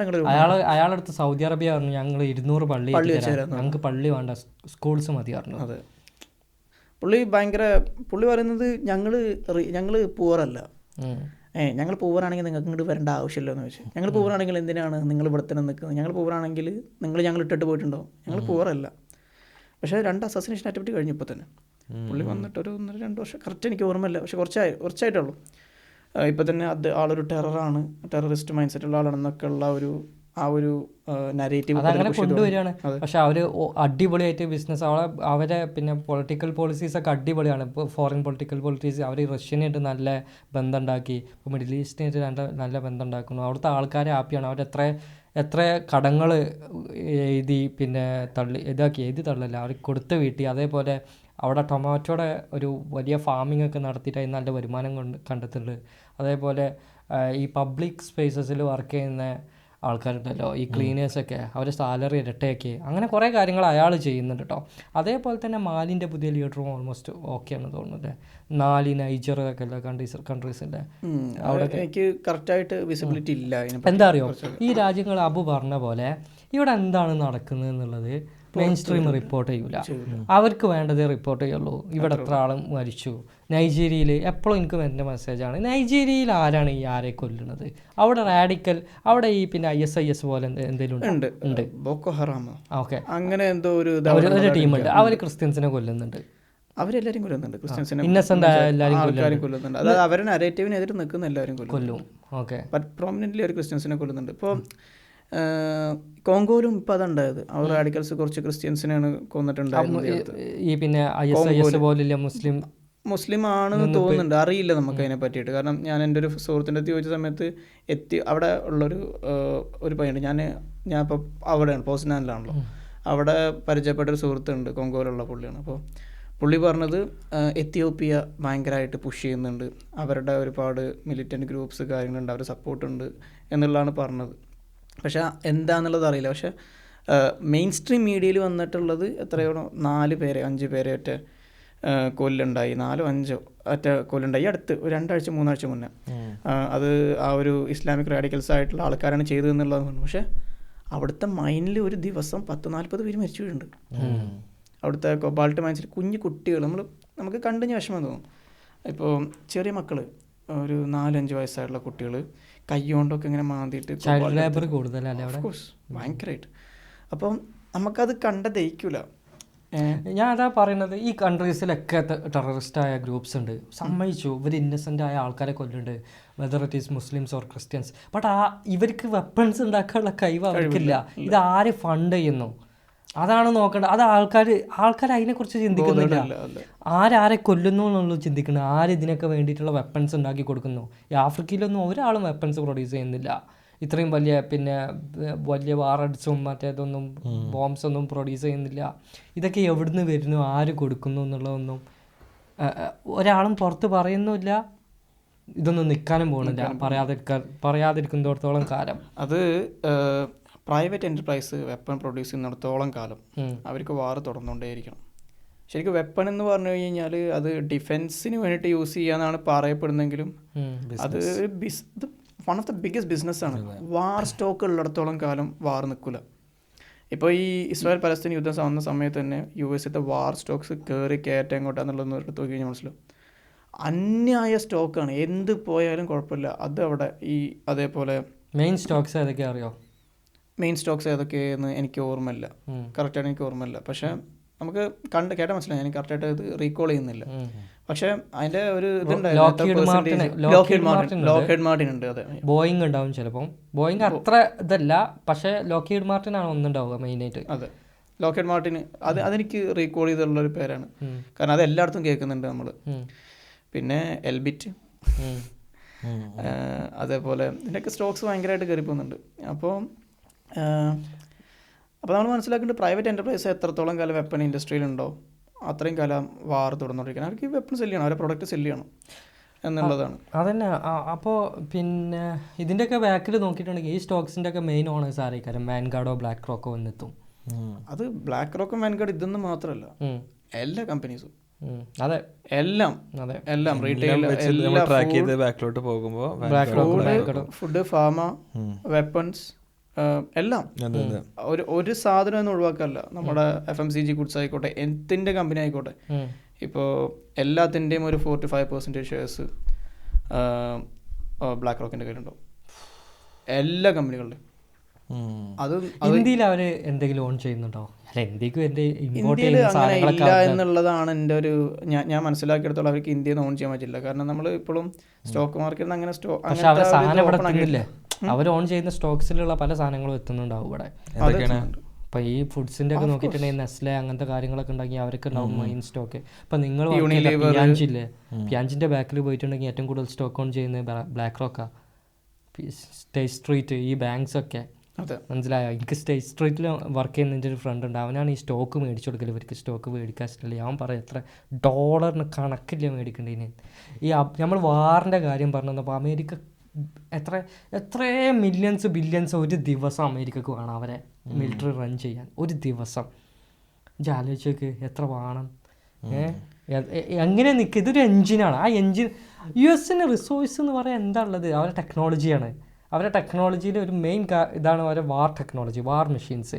അത് സെല്ല് ചെയ്യണം. അതിന് ഈ അവരെ ഓയിൽ എന്താ, ഈ എൻജിൻ റൺ ചെയ്യാനുള്ള ഓയിൽ വാർസാണ്, പീസ് ഉണ്ടാവരുത്. അത്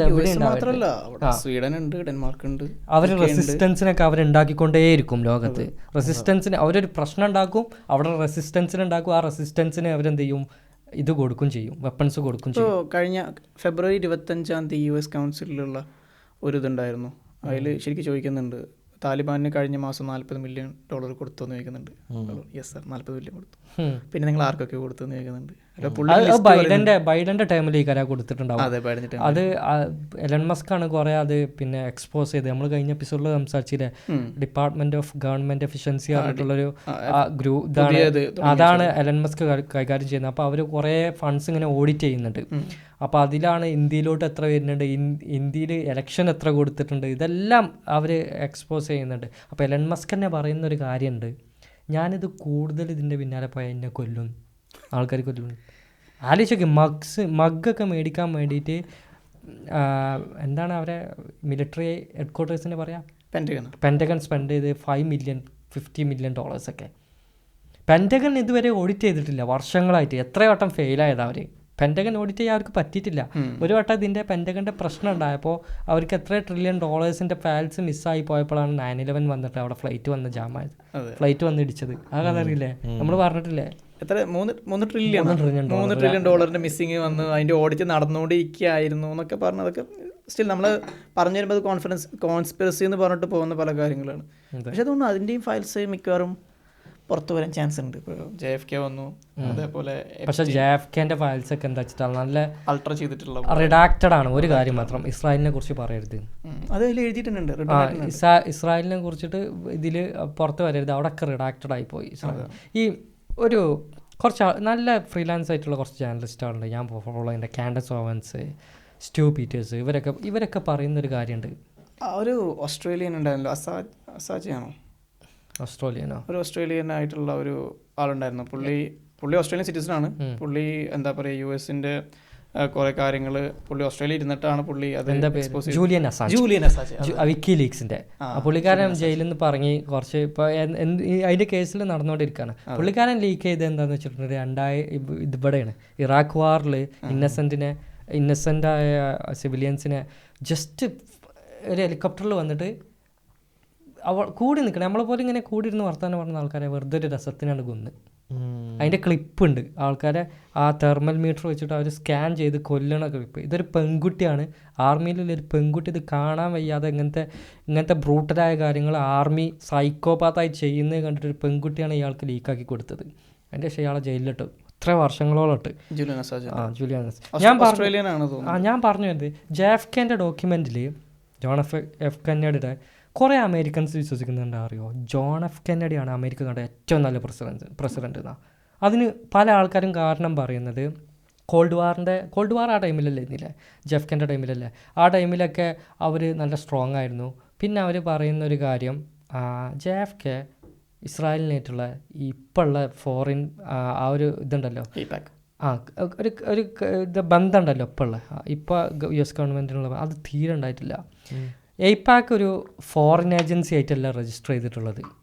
AIPAC എന്ന് പറഞ്ഞിട്ടുണ്ടെങ്കിൽ അവിടുത്തെ ഒരു പാക്കാണ്, അതായത് പൊളിറ്റിക്കൽ എന്താണ്, അമേരിക്കൻ ഇസ്രായേൽ പൊളിറ്റിക്കൽ പിന്നെ എന്താണ് അലയൻസ് കമ്മിറ്റിയോ അങ്ങനെ എന്ത് കമ്മിറ്റിയാണ്, പൊളിറ്റിക്കൽ ആക്ഷൻ കമ്മിറ്റിയാണ്. ഓക്കെ, അവർ അപ്പോൾ ഇത് രജിസ്റ്റർ ചെയ്യുമ്പോൾ ഒരു ഫോറിൻ ഏജൻസി ആയിട്ട് രജിസ്റ്റർ ചെയ്യണം. അതാണ് വേണ്ടത്. വേറെയും പാക്കാളുണ്ട് അവിടെ. പക്ഷേ അവരൊക്കെ ഫോറിൻ ഏജൻസി ആയിട്ടാണ് വേറൊരു കൺട്രിൻ്റെ രജിസ്റ്റർ ചെയ്യേണ്ടത്. പക്ഷേ ഇവരങ്ങനെയല്ല, ഡൊമസ്റ്റിക് ആയിട്ടാണ് അവർ രജിസ്റ്റർ ചെയ്തിട്ടുള്ളത്. ഇവർ ട്രംപിന് എത്ര റുപ്യാണ് അറിയോ ഇവരെങ്ങനെ ചെയ്യുക വെച്ചിട്ടുണ്ടെങ്കിൽ, ഞങ്ങൾ ഒരുപാട് തവണ നമ്മൾ സംസാരിച്ച AIPACനെ കുറിച്ചിട്ട്. ഇവർക്ക് ഫണ്ട് വരും, ആ ഫണ്ട് നേരെ എന്ത് ചെയ്യും, പൊളിറ്റീഷ്യൻസിനാണ് ഇവർ കൊടുക്കുക.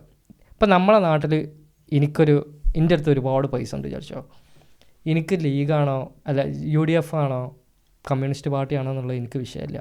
ഞാൻ 2 പാർട്ടിയിലെ ആൾക്കാർക്ക് അങ്ങനെ ഫണ്ട് ചെയ്യും. ഞാൻ VD സതീശനും കൊടുക്കും, പിണറായി വിജയനും കൊടുക്കും. 2 ആളെ അങ്ങോട്ടും ഇങ്ങോട്ടും ഞാൻ പോളിസീസ് ഉണ്ടാക്കും. VD സതീശനോട് പറയാം അത് ചെയ്യണം, പിണറായി വിജയനോട് പറയാം അതിൻ്റെ ഓപ്പോസിറ്റ് ചെയ്യണം. ഇതിൻ്റെ ഇടയിൽ കൂടെ ഞാൻ എൻ്റെ പൊളിറ്റിക്കൽ പോളിസീസ് ഞാൻ നേടും എൻ്റെ രാജ്യത്തിന് വേണ്ടിയിട്ട്. അതാണ് പറഞ്ഞത്, US അതാണ്, അങ്ങനെയാണ് ഇസ്രായേൽ എൻ്റയർ പാർട്ടിനല്ല അവർ കൺട്രോൾ ചെയ്യുന്നുണ്ട്. എൻ്റയർ പാർട്ടി എന്ന് പറയില്ല, എന്താ വെച്ചാൽ ഈ പാർട്ടിയിൽ ഇവരെ ഫണ്ട് സ്വീകരിക്കാത്ത ഇഷ്ടം പോലെ ആൾക്കാരുണ്ട്. AOC പറഞ്ഞിട്ടൊരു ഒരു ഇതുണ്ട്, ഒരു സ്ഥാനാർത്ഥിൻ്റെ പൊളിറ്റീഷ്യൻ ഉണ്ട്, അവരൊന്നും സ്വീകരിച്ചിട്ടില്ല. പിന്നെ ആ ഫലസ്തീൻ്റെ അവർ സ്വീകരിച്ചിട്ടില്ല. ഒരുപാട് അമേരിക്കൻസ് ഉണ്ട്.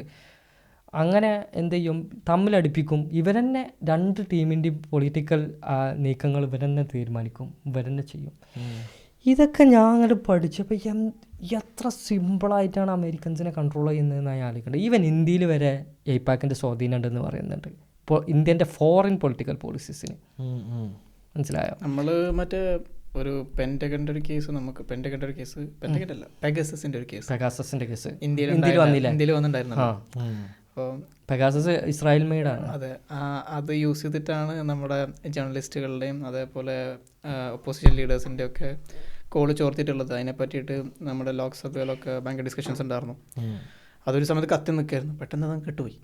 പിന്നെ അതിനെപ്പറ്റി ഒരുപാട് ഡിസ്കഷൻ ഉണ്ടായില്ല. പക്ഷേ ഇന്ത്യൻ ഗവൺമെൻറ് അത് യൂസ് ചെയ്തിട്ടുണ്ടെങ്കിൽ ഇന്ത്യൻ ഗവൺമെൻറ് ഒഫീഷ്യൽസിൻ്റെ കൂടെ പെഗാസസ് എടുത്തിട്ടുണ്ടാവും, അത് ഷുവറാണ്. അതിനപ്പോൾ പറഞ്ഞു വരേണ്ടത് എന്താ വെച്ചിട്ടുണ്ട്, US കൺട്രോൾ ചെയ്യുന്ന ആരൊക്കെയെന്നുള്ളത് ലാസ്റ്റ് എത്തുക. നിങ്ങൾ ഈ എലിമിനാത്തി അതൊന്നുമല്ല പഠിക്കേണ്ടത്, ഇങ്ങനത്തെ കാര്യങ്ങളാണ് നോക്കേണ്ടത്. എക്സിസ്റ്റിംഗ് ആയിട്ടുള്ള കാര്യങ്ങൾ നോക്കി. ഇലുമിനാത്തി എന്നൊക്കെ പറഞ്ഞിട്ട് ഒരു മറയാണ്, അങ്ങനെ ഒരു സാധനം ഇല്ല. ഞാൻ മനസ്സിലാക്കിയെടുത്തോളം അങ്ങനെ ഒരു സാധനം ഇല്ല, ഒരു സിമ്പിളില്ല. അതിൻ്റെ എവിടെയെങ്കിലും പബ്ലിക് സിമ്പിൾ ഉണ്ടോ ചോദിച്ചാൽ നമ്മൾ ഇൻ്റർനെറ്റിൽ എപ്പോൾ അടിച്ച് നോക്കിയാൽ കണ്ട ഒരു കണ്ണ് എന്നല്ലാതെ എവിടെയെങ്കിലും ഒരാൾ, ഒരു പോപ്പുലറായ ഒരാൾ നിൽക്കുമ്പോൾ അയാളെ ബാക്കിലൊരു സൈനോ അതിൻ്റെ ഒരു ലോഗോ എവിടെ, അങ്ങനെ ഒരു സിഗ്നേച്ചർ പോലും, ഒരു അടയാളം എവിടെയെങ്കിലും ഒരു ക്ലൂ തരണ്ടേ ഇങ്ങനെ ഒരു സംഭവം ഉണ്ട്. അങ്ങനെ ഒരു സാധനമില്ല. ഞാൻ പിന്നെ നമ്മൾ ഇങ്ങനത്തെ എന്ത് കാണുമ്പോഴും അത് കണ്ണാണ് ഇലുമിനേറ്റിന്റെ സൈൻ ആണെന്ന് പറഞ്ഞ് ഇന്റർപ്രറ്റ് ചെയ്യും.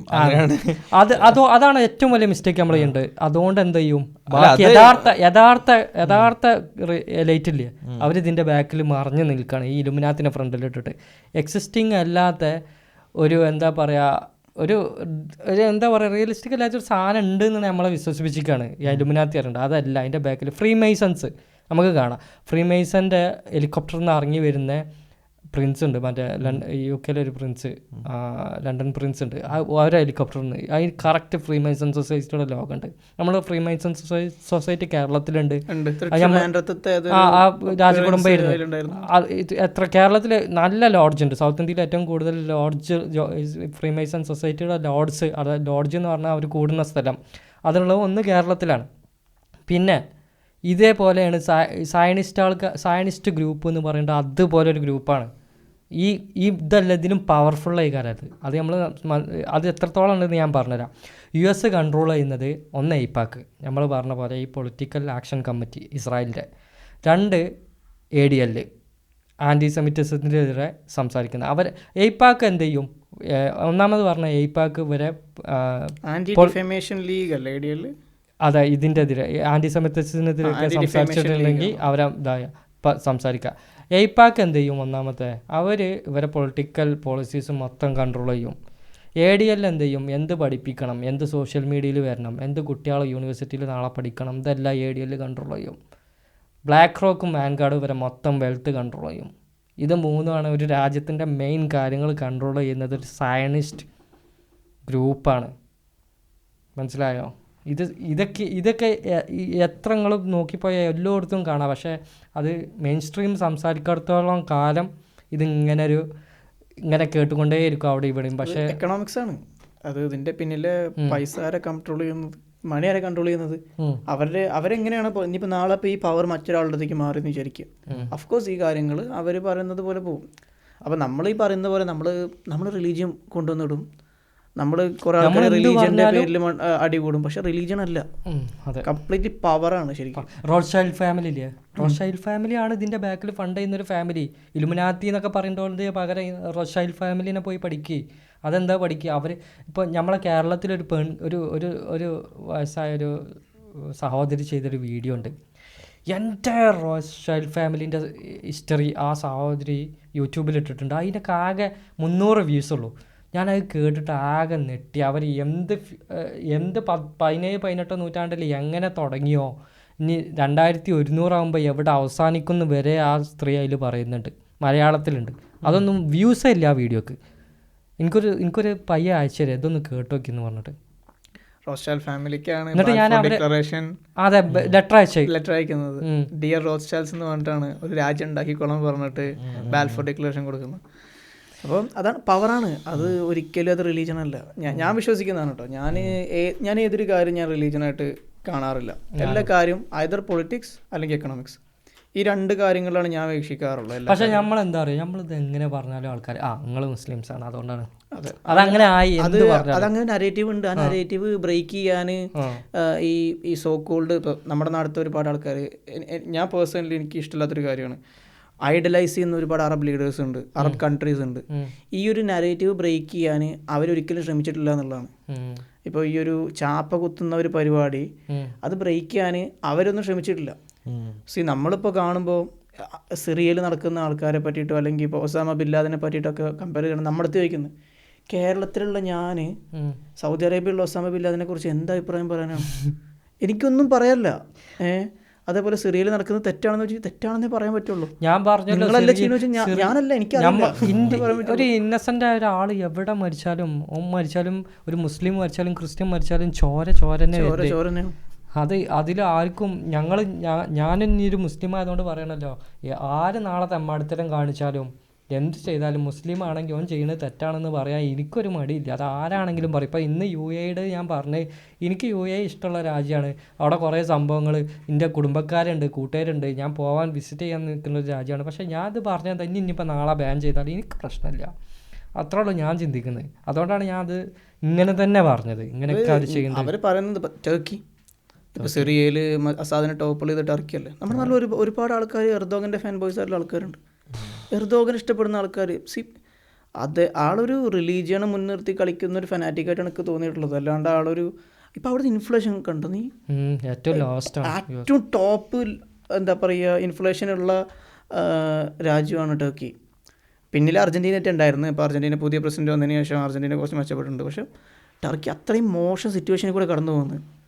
ആ സമയത്താണ് അങ്ങേര് ആളുടെ മിലിറ്ററി ഇത് വെച്ചിട്ട് സിറിയത്തെ ഗവൺമെൻറ് ടോപ്പ് ചെയ്യണം. സോ അസാദ് ഒരു നല്ല ആളാണെന്ന് എനിക്ക് യാതൊരു തരത്തിലുള്ള അഭിപ്രായമില്ല. കണക്കില്ല. പക്ഷെ ഇപ്പം എന്താ നടന്നുകൊണ്ടിരിക്കുന്നത്? ഇപ്പം ലിറ്ററലി അത് തന്നെയാണ് നടന്നുകൊണ്ടിരിക്കുന്നത്. അപ്പോൾ ഇപ്പോഴും ആളുകൾ മരിച്ചുകൊണ്ടിരിക്കുകയാണ്. പക്ഷെ ഇതിനൊക്കെ നമ്മൾ മനസ്സിലാക്കേണ്ടത്, ഇതിനൊക്കെ ബെനിഫിറ്റ് നേടുന്ന ആൾക്കാരുണ്ട്, വാർമോങ്കേഴ്സ് ഉണ്ട്. അതാണ് മനസ്സിലാക്കേണ്ടത്. അത്രയും ആൾക്കാരുണ്ട്. നമുക്ക് വേറെയും കുറേ ടോപ്പിക്സ് സംസാരിക്കേണ്ടത്. ഇത് സംസാരിച്ചാൽ തീരൂല, അത്രയുണ്ട്. ഇത് പിന്നെ ഞങ്ങൾ പറയുമ്പോൾ കുറച്ച് ഡാറ്റകളോ അല്ലെങ്കിൽ രാജ്യത്തിൻ്റെ പേരോ അതൊക്കെ മാറിയിട്ടുണ്ടെങ്കിൽ നിങ്ങൾ ക്ഷമിക്കുക, നിങ്ങൾ കമൻറ്റ് ചെയ്യുക. അങ്ങനെ ഉണ്ടെന്നുണ്ടെങ്കിൽ ഇതെന്താ അറിയോ, നമ്മൾ അബു പറഞ്ഞ പോലെ ഇതിൻ്റെ ഡാറ്റ എന്ന് പറഞ്ഞത് കിട്ടണം എന്നുണ്ടെങ്കിൽ ഓരോ ഫ്രീലാൻസ് ജേർണലിസ്റ്റ് ആൾ എഴുതിയതും വായിക്കുന്നതൊക്കെ ഞാൻ കളക്ട് ചെയ്യാറ്. ഞാൻ ഏറ്റവും കൂടുതൽ റെക്കമെൻഡ് ചെയ്യുന്ന ഈ US-ൻ്റെ കാര്യങ്ങൾ കൂടുതൽ, US-ൻ്റെ ഗവൺമെൻറ് എങ്ങനെ റൺ ചെയ്യുന്നു, ആര് റൺ ചെയ്യുന്നു, ഇതൊക്കെ കാണുന്നുണ്ടെങ്കിൽ കാൻഡസ് ഓവൻസ് എന്ന് പറഞ്ഞൊരു സ്ത്രീയുണ്ട്.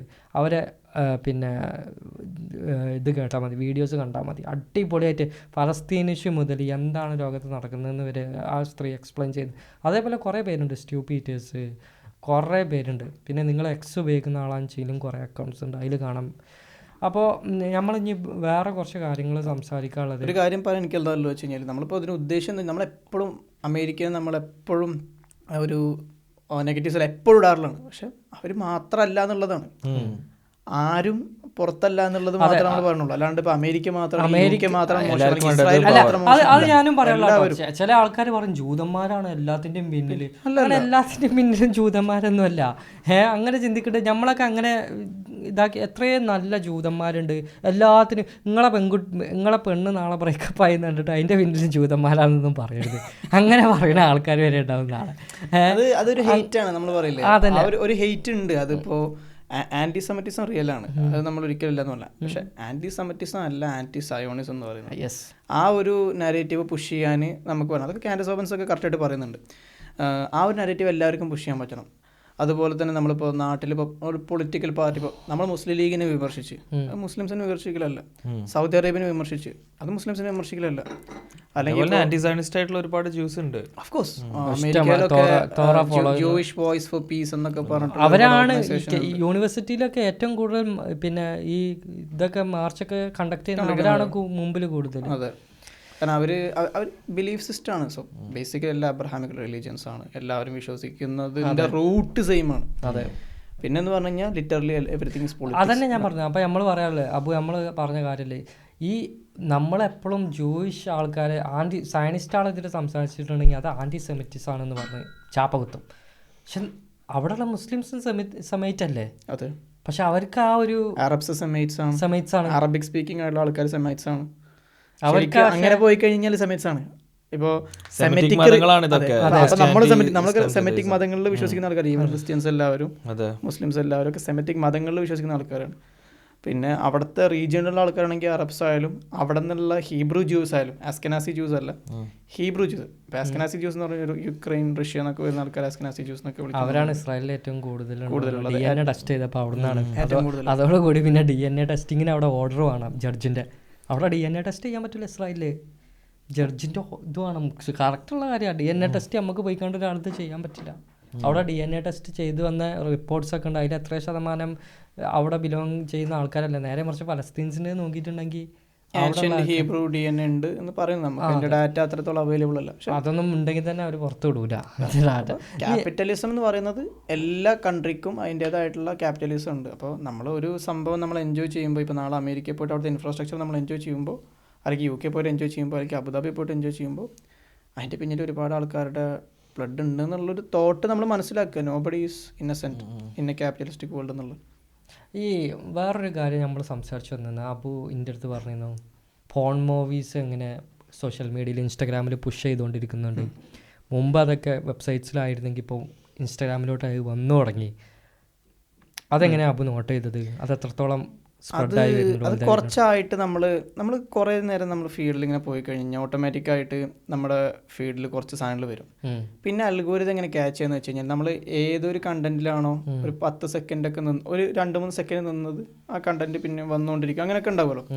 അങ്ങനെ ഒരു സമയത്ത് ഞാനിങ്ങനെ പോണ സമയത്ത് ഒരു വട്ടം ഞാൻ അയച്ചു കൊടുത്തിട്ടുണ്ടായിരുന്നു എനിക്ക്. അപ്പോൾ അതെന്ന് പറഞ്ഞു കഴിഞ്ഞാൽ പോൺ മൂവീസിൻ്റെ ജസ്റ്റ് കട്ട്സ്, ഇനീഷ്യൽ പാർട്സിന്റെ കുറച്ച് കട്ട്സ് കാണാൻ വേണ്ടിയിട്ട് അതിന്റെ ഒറിജിനൽ സോഴ്സ് പോകണം. അതെന്താ ചെയ്യാന്ന് വെച്ച് കഴിഞ്ഞാൽ ഇത് പ്രൊമോട്ട് ചെയ്യണം. ഇപ്പോൾ അസീൽ ഇപ്പോൾ പറഞ്ഞിട്ടുണ്ടെങ്കിൽ സംസാരിച്ചിരുന്നു ഫോൺ അഡിക്ഷനെ പറ്റിയിട്ട്, ലീക്സിനെ പറ്റിയിട്ടൊക്കെ. നമ്മൾ മനസ്സിലാക്കേണ്ട കാര്യം, ഇൻസ്റ്റാഗ്രാം എന്ന് പറയുന്ന ആപ്പ്, ഇൻസ്റ്റാഗ്രാം യൂസ് ചെയ്യാൻ പറയുന്ന പ്രായം 13 വയസ്സാണ്. 13 വയസ്സുള്ള ആൾക്കാരുടെ മുകളിലേക്ക് ഇൻസ്റ്റാഗ്രാം യൂസ് ചെയ്യാം. പക്ഷെ നമുക്കറിയാം 13 വയസ്സിന് താഴെയുള്ള കണ്ടന്റ് ക്രിയേറ്റേഴ്സ് ഉണ്ട്, കണക്കിന് ഫോളോവേഴ്സുള്ള കണ്ടന്റ് ക്രിയേറ്റേഴ്സ് ഉള്ള ഒരു പ്ലാറ്റ്ഫോമാണ് ഇൻസ്റ്റാഗ്രാം. ചെറിയ കുട്ടികൾ യൂസ് ചെയ്യുന്നുണ്ട്. അപ്പോൾ ഇതിപ്പോൾ എന്തുണ്ടാവുമെന്ന് വെച്ച് കഴിഞ്ഞാൽ, ഞാനിപ്പോൾ ഇപ്പോൾ ഗൗരവമായിട്ട് എൻ്റെ ഇതിൽ കാണാൻ തുടങ്ങിയത് എന്താണെന്ന് വെച്ച് കഴിഞ്ഞാൽ, ഒരു മലയാളി പയ്യൻ അവൻ പോൺ വീഡിയോയ്ക്ക് റിയാക്ട് ചെയ്യണം ഇൻസ്റ്റാഗ്രാമിൽ കൂടെ. അതായത് അതിൻ്റെ സ്റ്റാർട്ടിങ്, അതായത് ന്യൂഡിറ്റി ഒന്നും ഇല്ലാത്ത അതിൻ്റെ സ്റ്റാർട്ടിങ് പോർഷൻ ആ ഒരു ഫോൺ ആക്ട്രസിനെ കാണിക്കുന്നു, അതിൻ്റെ കോസ്റ്റാറിനെ കാണിക്കുന്നു, പുള്ളി റിയാക്ട് ചെയ്യുന്നു. പുള്ളി ഇങ്ങനെ പോയിട്ട് ഗൂഗിളിൽ ഇങ്ങനെ അടിച്ചു നോക്കുന്നു, ആളുടെ പേര് അടിച്ചു നോക്കുന്നു, ആളുടെ വയസ്സ് എത്രയെന്ന് കാണിക്കുന്നു.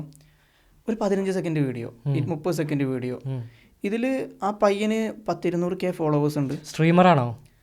സ്ട്രീമർ അല്ല, പുള്ളി ഇങ്ങനെ റിയാക്റ്റും. അതേപോലെ പണ്ട് പുള്ളി എന്താ ചെയ്തതെന്ന് വെച്ച് കഴിഞ്ഞാൽ, ഈ കോഴിമുട്ട വെള്ളത്തിലിടുന്ന എക്സ്പീരിയൻസ് അങ്ങനത്തെ ഒക്കെ കാണിക്കുമല്ലോ, ആ സാധനങ്ങൾ പുള്ളി ഒന്നും കൂടെ റീക്രിയേറ്റ് ചെയ്ത് നോക്കും. അങ്ങനെയൊക്കെയാണ് പുള്ളി വീഡിയോ ഇട്ടിരുന്നത്. ഇപ്പോൾ പുള്ളി ആ ഒരു സാധനം ഇങ്ങനെ പോൺ റിയാക്ഷനായിട്ട് ചെയ്യാൻ തുടങ്ങിയേക്കണം. അപ്പോഴാണ് നമ്മുടെ നാട്ടിലേക്ക് ഇത് എത്തി എന്നുള്ള ഒരു ഇതിലേക്ക് എത്തിയത്. നമ്മുടെ നാട്ടിലുണ്ട്, നോർത്തിലൊക്കെ ഇത് ഇങ്ങനത്തെ പേജസ് ഉണ്ട്. പിന്നെ എന്ന് പറഞ്ഞു കഴിഞ്ഞാൽ ഒരുപാട് പേജുകൾ. അപ്പോൾ ഞാനത് നിനക്ക് അയച്ചു തന്നല്ലോ, അത് കഴിഞ്ഞ് പിന്നെ അപ്പോൾ ഞാനിത് കുറച്ച് കണ്ടിട്ടുണ്ട് അപ്പോഴും ഇപ്പോഴൊക്കെ ആയിട്ട്. പിന്നെ ഞാൻ നിനക്കത് 2 അയച്ചു തന്നപ്പോൾ പിന്നെ ഈ പേജസിൻ്റെ എണ്ണം ഇങ്ങനെ നമുക്കിങ്ങനെ കുറച്ചും കൂടെ വൈഡായിട്ട് നമുക്ക് കാണാൻ പറ്റും നമ്മുടെ അൽഗോരിതത്തിൽ. അത് 300-400-500K ഒക്കെയാണ് ഫോളോവേഴ്സ്. ലിറ്ററലി ഒന്നുമില്ല. അല്ലല്ല, ഇത് റിയാക്ട് ചെയ്യുന്ന വീഡിയോ ഇത് ഇനീഷ്യൽ പോർഷൻ കട്ട് ചെയ്തിട്ട് 30 സെക്കൻഡിൻ്റെയൊക്കെ വീഡിയോ ഇട്ടിട്ട് കാണിക്കുന്ന പേജുകളാണ്. 300-400K ഫോളോവേഴ്സ് ഉള്ള പേജസ്. അതിൻ്റെ വ്യൂസ് എന്നൊക്കെ പറയുമ്പോൾ അന്യായം. പിന്നെ അതിൻ്റെ ലിങ്കിൻ ബയോ നേരെ ഇതാക്കുന്ന അസീൽ പറഞ്ഞതുപോലെ ടെലഗ്രാമിക്ക് പൈസക്ക് വെക്കും ടെലഗ്രാമിൽ. അതെനിക്കറിയില്ല, ഞാൻ ടെലഗ്രാമിൽ അത് കയറി നോക്കിയില്ല. കാരണം പറയാൻ പറ്റില്ല, ക്ലിക്ക് ചെയ്താൽ ഇപ്പോൾ ഫോൺ വരെ അടിച്ചു പോകും. അത് കാരണം നമുക്ക് ഒന്നും അങ്ങനെ കയറി നോക്കുക എന്ന് പറഞ്ഞാൽ ഒരിക്കലും സേഫ് അല്ല. കാരണം നമ്മുടെയും വീട്ടുകാരൊക്കെ ഫോട്ടോസും കാര്യങ്ങളൊക്കെ നമ്മുടെ ഫോണിലുള്ളതാണ്. പറഞ്ഞു വരുന്നത് എന്താ അറിയോ, മനസ്സിനെ ഏറ്റവും കൊല്ലുന്ന ഒരു സാധനമാണ് ഫോണെന്ന് പറഞ്ഞാൽ. ആ അഡിക്ഷൻ ഉണ്ടല്ലോ, വന്നാൽ അതിൽ നിന്ന് എസ്കേപ്പ് ചെയ്യാം. ഞാൻ കണ്ടിട്ടുണ്ട് 40 വയസ്സൊക്കെ ആയതിൻ്റെ ഒരു ഫ്രണ്ട് ഉണ്ട്, മാരീഡാണ്, കുട്ടിയുണ്ട്. ഓൻ പറയാം പൈസ ഞാൻ എപ്പോഴും പോകണമാണ്, എന്നെ കൊണ്ട് നിർത്താൻ പറ്റണില്ല. ആലോചിച്ച് നോക്ക്, 40 വയസ്സായ ഒരാൾ എന്താ ചെയ്യുക. നമ്മൾ ഇപ്പോൾ കഴിഞ്ഞ 2 പോഡ്കാസ്റ്റിന് മുമ്പ് നമ്മൾ ഡിസ്കസ് ചെയ്തത് എന്തായിരുന്നു? നമ്മൾ ഡിസ്കസ് ചെയ്തിട്ടുണ്ടായിരുന്നത് സിനിമ കണ്ടിട്ട് വയലൻസ് കൂടുന്നു എന്നുള്ളതാണ്. നമ്മുടെ നാട്ടിൽ റിപ്പോർട്ടഡ് റേപ്പ് റേറ്റ് ഒരു 18 മിനിറ്റിൽ ഓരോ റേപ്പാണ് നമ്മുടെ ഇന്ത്യയിൽ. ഓരോ 18 മിനിറ്റിൽ. ഇപ്പോൾ നമ്മളിവിടെ വന്നിരുന്ന സമയം കൊണ്ട് കൂടുതലാണത് റിപ്പോർട്ട് ചെയ്തതാണ് പറയുന്നത്. അൺറിപ്പോർട്ടഡ് ആയിട്ട് പോകുന്നത് എത്രയെന്ന് കയ്യും കണക്കുമില്ല. റിപ്പോർട്ട് ചെയ്ത ക്രൈം റേറ്റാണ് പറയുന്നത്. ആരും പോകണോ അല്ലെങ്കിൽ ഇത്തരം കണ്ടന്റുകളാണ് ഇതിന് കാരണം എന്ന് പറയാത്ത എന്തുകൊണ്ടോ? ഇത്തരം കണ്ടന്റുകൾ ക്രിയേറ്റ് ചെയ്യുന്ന ഈ ഒരു എന്താ പറയുക സെറ്റാനിക് ആയിട്ടുള്ള ഫാൻറ്റസീസ് മിനിയാന്ന് ഹോൾ എന്നുണ്ടായിരുന്നു കഴിഞ്ഞ ആഴ്ച ഉണ്ടായിരുന്നു. കഴിഞ്ഞ ആഴ്ച ഗാസിയാബാദിൽ പറയുമ്പോൾ അറപ്പ് തോന്നും. അച്ഛൻ മകളെ റേപ്പ് ചെയ്തിട്ട് കൊന്ന്, സ്വന്തം അച്ഛൻ മോളെ റേപ്പ് ചെയ്തിട്ട് കൊന്ന്, എന്നിട്ട് പിടിച്ചു പോലീസ് ഗാസിയാബാദ് ഉത്തർപ്രദേശിൽ. അപ്പോൾ എങ്ങനെയാണ് ഈ ഒരു അവസ്ഥയിലേക്ക് ആൾക്കാർ എത്തുന്നത്? ഇതിനെന്താ ആരും ഈ വക കണ്ടന്റുകളാരും ഒന്നും പറയുന്നില്ല. അങ്ങനത്തെ നിയമമാണല്ലോ നമ്മുടെ നാട്ടിലുള്ളത്. അത് മാത്രമല്ല ഇപ്പോൾ കൊലപാതകം ചെയ്ത് കഴിഞ്ഞാൽ നമുക്ക് തൂക്കുകാർ കിട്ടുന്നുണ്ട്. സ്റ്റിൽ കൊലപാതകങ്ങൾ നടക്കുമ്പോൾ നമ്മളിപ്പോൾ കണ്ടന്റുകൾ പറയുന്നു, സിനിമകളിലെ കണ്ടന്റുകൾ നമ്മൾ കുറ്റം പറയുന്നുണ്ട്, ഇത്തരം കാര്യങ്ങളാണെന്ന് പറയുന്നുണ്ട്. അപ്പോൾ ഇത് മറ്റേ സലീംകുമാർ പറയുന്ന പോലെയാണ്, അത് വലിച്ചപ്പോൾ സിനിമയുടെ നായകൻ ഞാനാണ് തോന്നിയെന്ന് പറയുന്ന പോലെ ഈ ഡ്രഗ്സൊക്കെ അടിച്ച് കയറ്റുമ്പോൾ ഈ കണ്ട് കൂട്ടിയിട്ട് തലച്ചോറിനുള്ളിലുള്ള സാധനങ്ങളൊക്കെ പുറത്തേക്ക് വരുന്നതാണിത്. മറ്റേ തിളക്ക സിനിമയിൽ പുള്ളി പറയില്ലേ, ഞാൻ ആ ഇന്ദുലേഖയെ കുറിച്ച് കണ്ട പോണിന്റെ ഒക്കെ ഫീഡ് ചെയ്തിട്ടുണ്ടാവും മനസ്സിൽ. അതൊക്കെ ഈ സാധനം യൂസ് ചെയ്യുന്ന സമയത്താണ് ഇതൊക്കെ കൂടി പുറത്തേക്ക് വരുന്നത്. അപ്പോൾ അത് ഒരു കാര്യമുണ്ട് കേട്ടോ, ഇന്ത്യയിൽ എത്രയോ ഫോൺ വെബ്സൈറ്റ് ബാൻഡാണ്, എന്നിട്ടാണ് ഇത് നടക്കുന്നത്. ഇന്ത്യയിൽ വേറൊരു പ്രശ്നമുണ്ട്. നമുക്ക് എന്താ പറയുക, OTT പോലെ വെബ് സീരീസ് എന്ന് പറഞ്ഞിട്ട് യാതൊരു റെസ്ട്രിക്ഷൻസും ഇല്ലാത്ത ഒരു സ്ട്രീമിംഗ് സംവിധാനമുണ്ട് ഇന്ത്യയിൽ. അത് മലയാളത്തിലുണ്ട്, അത് നോർത്തിൽ ഒരുപാടുണ്ട്, മലയാളത്തിലുണ്ട്. ആ വക അതിൽ ഒരുപാട് വെബ്സൈറ്റ്സ് ലോക്സഭ ഇലക്ഷന് മുമ്പ് ഗവൺമെൻറ് ബാൻ ചെയ്യണ്ടായി. എല്ലാതും ഇല്ല, കുറച്ചെണ്ണം. അപ്പോൾ അവർ മറ്റേ മുഖം മാറ്റിയിട്ട് ഡ്രസ്സ് മാറ്റി വരുന്ന പോലെ പുതിയ വെബ്സൈറ്റ് തുടങ്ങി. സ്റ്റിൽ ഇൻസ്റ്റാഗ്രാമിൽ അവർക്ക് ഓൾറെഡി 10,000 ഫോളോവേഴ്സ് ഉണ്ട്. Okay, we have changed our website this one എന്ന് പറഞ്ഞിട്ട് അവർ പുതിയ പോസ്റ്റ് ഇടും. ഇക്കണ്ട എല്ലാ ആൾക്കാരും അങ്ങോട്ട് പോകും. യു എസിൽ എത്ര പെർസെൻറ്റേജ് സ്ത്രീകൾക്ക് ഇപ്പോൾ ഇതുണ്ടെന്നാ പറഞ്ഞത്? ഓൺലി ഫാൻസ് 1.8 മില്യൺ ഇപ്പോൾ ആസ് ഓഫ് നൗ ഉണ്ട്. അത് നല്ലൊരു 1.8 മില്യൺ അഡൽട്ടായിട്ടുള്ള സ്ത്രീകൾ ഓൺലി ഫാൻസ് കണ്ടന്റ് ക്രിയേറ്റേഴ്സാണ്. ഓൺലി ഫാൻസിൻ്റെ പർപ്പസ് എന്ന് പറഞ്ഞിട്ടുണ്ടെങ്കിൽ എന്തായിരുന്നു ചേട്ടാ, ക്രിയേറ്റേഴ്സിന് ഒരു സബ്സ്ക്രിപ്ഷൻ ബേസ്ഡ് പ്ലാറ്റ്ഫോം കൊടുക്കാനായിരുന്നു. നേരെ അതിൻ്റെ യൂസ് കേസ് മാറിയിട്ട് എന്തായി മാറി നോക്ക്. ഇതാണ് പറയുന്നത്. ആണുങ്ങളുടെ ലൈംഗിക ദാരിദ്ര്യം ചൂഷണം ചെയ്യാൻ ഇതുപോലത്തെ ആപ്സ് ഇഷ്ടമായി വരും. നമ്മുടെ നാട്ടിൽ തന്നെ ഇപ്പോൾ നമ്മളെ ഒരുവിധം ഒരുപാട് ഇൻഫ്ലുവൻസസ് പ്രൊമോട്ട് ചെയ്ത സാധനം ഈ ഫ്രണ്ട് ആപ്പ് എന്ന് പറഞ്ഞിട്ട് നിങ്ങൾ കണ്ടിരുന്നു. ഫ്രണ്ട്സിനെ ഉണ്ടാക്കാനാന്ന് പറഞ്ഞിട്ടാണ് ഇവരൊക്കെ പ്രൊമോട്ട് ചെയ്യണത്. പക്ഷെ അതിൻ്റെ പിന്നിൽ പോയി നോക്കുമ്പോൾ എന്താ നടക്കണത്? ഇതുപോലത്തെ പെണ്ണുങ്ങൾക്ക് പൈസ ഉണ്ടാക്കുക, ആണുങ്ങൾ പൈസ കൊടുത്തിട്ടാണ് അതിൽ ചേരുന്നത്. അതൊക്കെ നമ്മളെ ഇൻഫ്ലുവൻസേഴ്സ് ഒരു ഉളുപ്പില്ലാതെ പ്രൊമോട്ട് ചെയ്യുന്ന ആൾക്കാരുണ്ട്. അതൊക്കെ സൈബർ ക്രൈം ആണ് ഇതൊക്കെ. പക്ഷേ ഇതൊക്കെ ഒന്ന് ആലോചിച്ച് നോക്കുക. നീ ഒരു 12 വയസ്സ് 10 വയസ്സുള്ള കുട്ടി ജസ്റ്റ് സ്ക്രോൾ ചെയ്തുകൊണ്ടിരിക്കുന്ന സമയത്ത് ഈ ഒരു റീല് കണ്ടിട്ട് ആ റീല് പുള്ളി ജസ്റ്റ് ഒന്ന് ഗൂഗിളിൽ അടിച്ചു നോക്കി കഴിഞ്ഞ് കഴിഞ്ഞാൽ ആ ഒരു ചെറു പ്രായത്തിൽ തന്നെ അവൻ കാണുന്ന കണ്ടന്റ് എന്താ? ഇപ്പം നമ്മൾ കണ്ടതാണ്. ഇപ്പോൾ കഴിഞ്ഞ മാസമായിട്ടാണ് 14 വയസ്സായ കുട്ടി പ്രഗ്നൻ്റ് ആയതും. ഇനി വളർന്നു വരുന്ന കുട്ടികളൊക്കെ ഒരവസ്ഥ ഞാൻ ഇടയ്ക്ക് ആലോചിക്കാറുണ്ട്. ഇപ്പോൾ എൻ്റെ ഏട്ടൻ്റെ മോനൊക്കെ ഈ ഗെയിമിങ്ങിൻ്റെ സ്ട്രീമേഴ്സിനെയൊക്കെ കാണാറുണ്ട്. ഞാനതാ ആലോചിക്കുന്നത്. ഇതിലെല്ലാവരും ഒന്നും എന്താ ചെറിയ ചെക്കനാ, അവനൊക്കെ ആകെ 10 വയസ്സ് പോലും ഇല്ല. അവനൊക്കെ ഈ തെറിയൊക്കെ പറയുന്ന സ്ട്രീമേഴ്സിനെ കണ്ടിട്ടുണ്ടെങ്കിൽ ഞാൻ ആലോചിക്കും, ഇതൊക്കെ പാടാ ചെക്കൻ കണ്ടിട്ടുണ്ടെങ്കിൽ എങ്ങനെ നാളെ സംസാരിക്കുക എന്നുള്ളത് പറയാൻ പറ്റില്ല. മനസ്സിലായോ? അതൊക്കെയാണ് ഇപ്പോൾ 14 വയസ്സുള്ള, ഞാൻ അതാ പറയാൻ വന്നത്. 14 വയസ്സുള്ള ഒരു പെൺകുട്ടി പ്രഗ്നൻ്റ് ആണ്. 14 വയസ്സുള്ളൊരു പയ്യൻ തന്നെയാണ് പ്രഗ്നൻ്റ് ആക്കിയിട്ടുള്ളത്. 14 വയസ്സ്. നമ്മുടെ നാട്ടിലത്തെ കേരളത്തിലത്തെ കാര്യം പറയുന്നത്. ഇന്ന് നമ്മളെ മലപ്പുറം വളാഞ്ചേരിയിൽ, എൻ്റെ നാടിൻ്റെ അടുത്താണ്, അവിടെ സെയിം സ്ട്രിഞ്ച് ഡ്രഗ്സ് ഉപയോഗിച്ച സെയിം സ്ട്രിഞ്ച് ഉപയോഗിച്ചിട്ട് 9 ആൾക്ക് HIV വന്നത് അറിയത്. ഇതിൽ ഒരാൾക്ക് വന്നത് ഇങ്ങനെ ഇത്രയും ബുദ്ധിയില്ലാത്ത മണ്ടന്മാരാണ് ചില ആൾക്കാർ, ഈ ഡ്രഗൊക്കെ ഉപയോഗിക്കുന്നവർ. എന്നിട്ട് സെയിം സ്ട്രിഞ്ച് 9 ആൾ ഉപയോഗിക്കണം എന്നുണ്ടെങ്കിൽ ഒരവസ്ഥ ആലോചിച്ച് നോക്ക് എത്രത്തോളം. എന്നിട്ട് ഇനി ഇത് ആർക്കൊക്കെ കൊടുത്തിട്ടുണ്ടാവും എങ്ങനെയാ അറിയാം? നാട്ടിലൊക്കെ വളാഞ്ചേരിയിലൊക്കെ വെടിവഴിപാടിനൊക്കെ പോകേണ്ടത് ശ്രദ്ധിക്കുക. എന്തൊക്കെ നടക്കുക എന്നുള്ളതൊന്നും നിങ്ങൾക്ക് പറയാൻ പറ്റില്ല മക്കളെ. അങ്ങനെയൊക്കെ ഇതൊക്കെ കിട്ടിയിട്ടുണ്ടെങ്കിൽ ജനറേഷനായിട്ട് പ്രശ്നങ്ങൾ വരുന്ന നിങ്ങൾ അറിയ പോലും ഇല്ല. ചില ആൾക്കാർ പോയി ചെക്ക് ചെയ്യൂലത്. ഇതിപ്പോൾ ചെക്ക് ചെയ്തുകൊണ്ടല്ലേ അറിഞ്ഞത് ഈ 9 ആൾക്കാർ. ഇനി അതിനൊരു എന്താ പറയുക, മാപ്പൊക്കെ വരച്ച് ഇത് എവിടെയൊക്കെ എത്തി അങ്ങനെയൊക്കെ എത്തി. ആ പെരക്കാരൊക്കെ അവസ്ഥ ആലോചിച്ചോക്ക്. അപ്പോൾ അതാണ്. പിന്നെ വേറൊരു സാധനം ഞാൻ അസീൽ പറഞ്ഞ സ്ട്രെസ് ചെയ്യാൻ വെച്ചത് ലീക്സ്. അതാണ് സെല്ല് ചെയ്തുകൊണ്ടിരിക്കുന്നത്, ശരിക്കും ലിറ്ററലി സെല്ല് ചെയ്തുകൊണ്ടിരിക്കുന്നത്. അതായത് ബോയ് ഫ്രണ്ട്സിൻ്റെ ഒപ്പം പോയിട്ടൊക്കെ ചീറ്റ് ചെയ്യപ്പെട്ടിട്ടുള്ള അതും ഇതേപോലെ സർക്കുലേറ്റ് ചെയ്യുന്നുണ്ട് ഇൻസ്റ്റാഗ്രാമിൽ. അത് എനിക്ക് ഒരു പയ്യൻ അയച്ചു തന്നു 250ഓളം സ്ക്രീൻഷോട്ട്. ഇതൊക്കെ കളക്ട് ചെയ്തിട്ടൊരു പയ്യൻ പറഞ്ഞുതരാം, നിങ്ങൾ ഇതിനെക്കുറിച്ച് സംസാരിക്കണം. അങ്ങനെയാണ് ഞാൻ ഇതിനെക്കുറിച്ച് ആദ്യമായിട്ട് സംസാരിച്ചത്.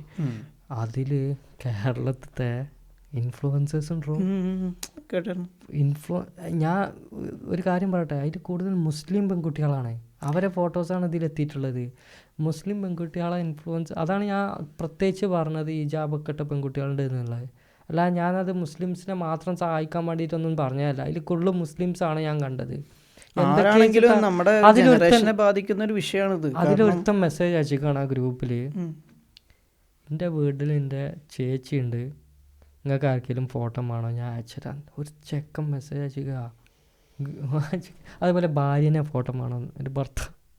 അപ്പോൾ അതാണ് ഇപ്പോൾ ഈ ഒരു കേസൊക്കെ. അപ്പോൾ ഇങ്ങനത്തെ കക്കൗൾഡായിട്ടുള്ള ഭർത്താക്കന്മാരുള്ള കാലഘട്ടത്തിൽ, സ്വന്തം മക്കളെപ്പോലും പീഡിപ്പിക്കുന്ന അച്ഛന്മാരുള്ള കാലഘട്ടത്തിൽ 2 ആഴ്ച മുന്നേ 3 ആഴ്ച മുന്നേ പരിചയപ്പെട്ട ഒരാളുടെ പോവുക, റൂം എടുക്കുക എന്നൊക്കെ പറയുമ്പോൾ അത് എത്രത്തോളം സേഫാണെന്നുള്ളത് നമ്മുടെ നാട്ടിലത്തെ പെൺകുട്ടികൾ ആലോചിക്കണം എന്നുള്ളത്. നമ്മൾ പറയും ഇപ്പോൾ നമ്മളിപ്പോൾ കഴിഞ്ഞ മാസമാണ് 100% ലിറ്ററസിയുടെ കാര്യം പറഞ്ഞിട്ട് ഒരുപാട് ട്രോളും കാര്യങ്ങളൊക്കെ ചെയ്ത്.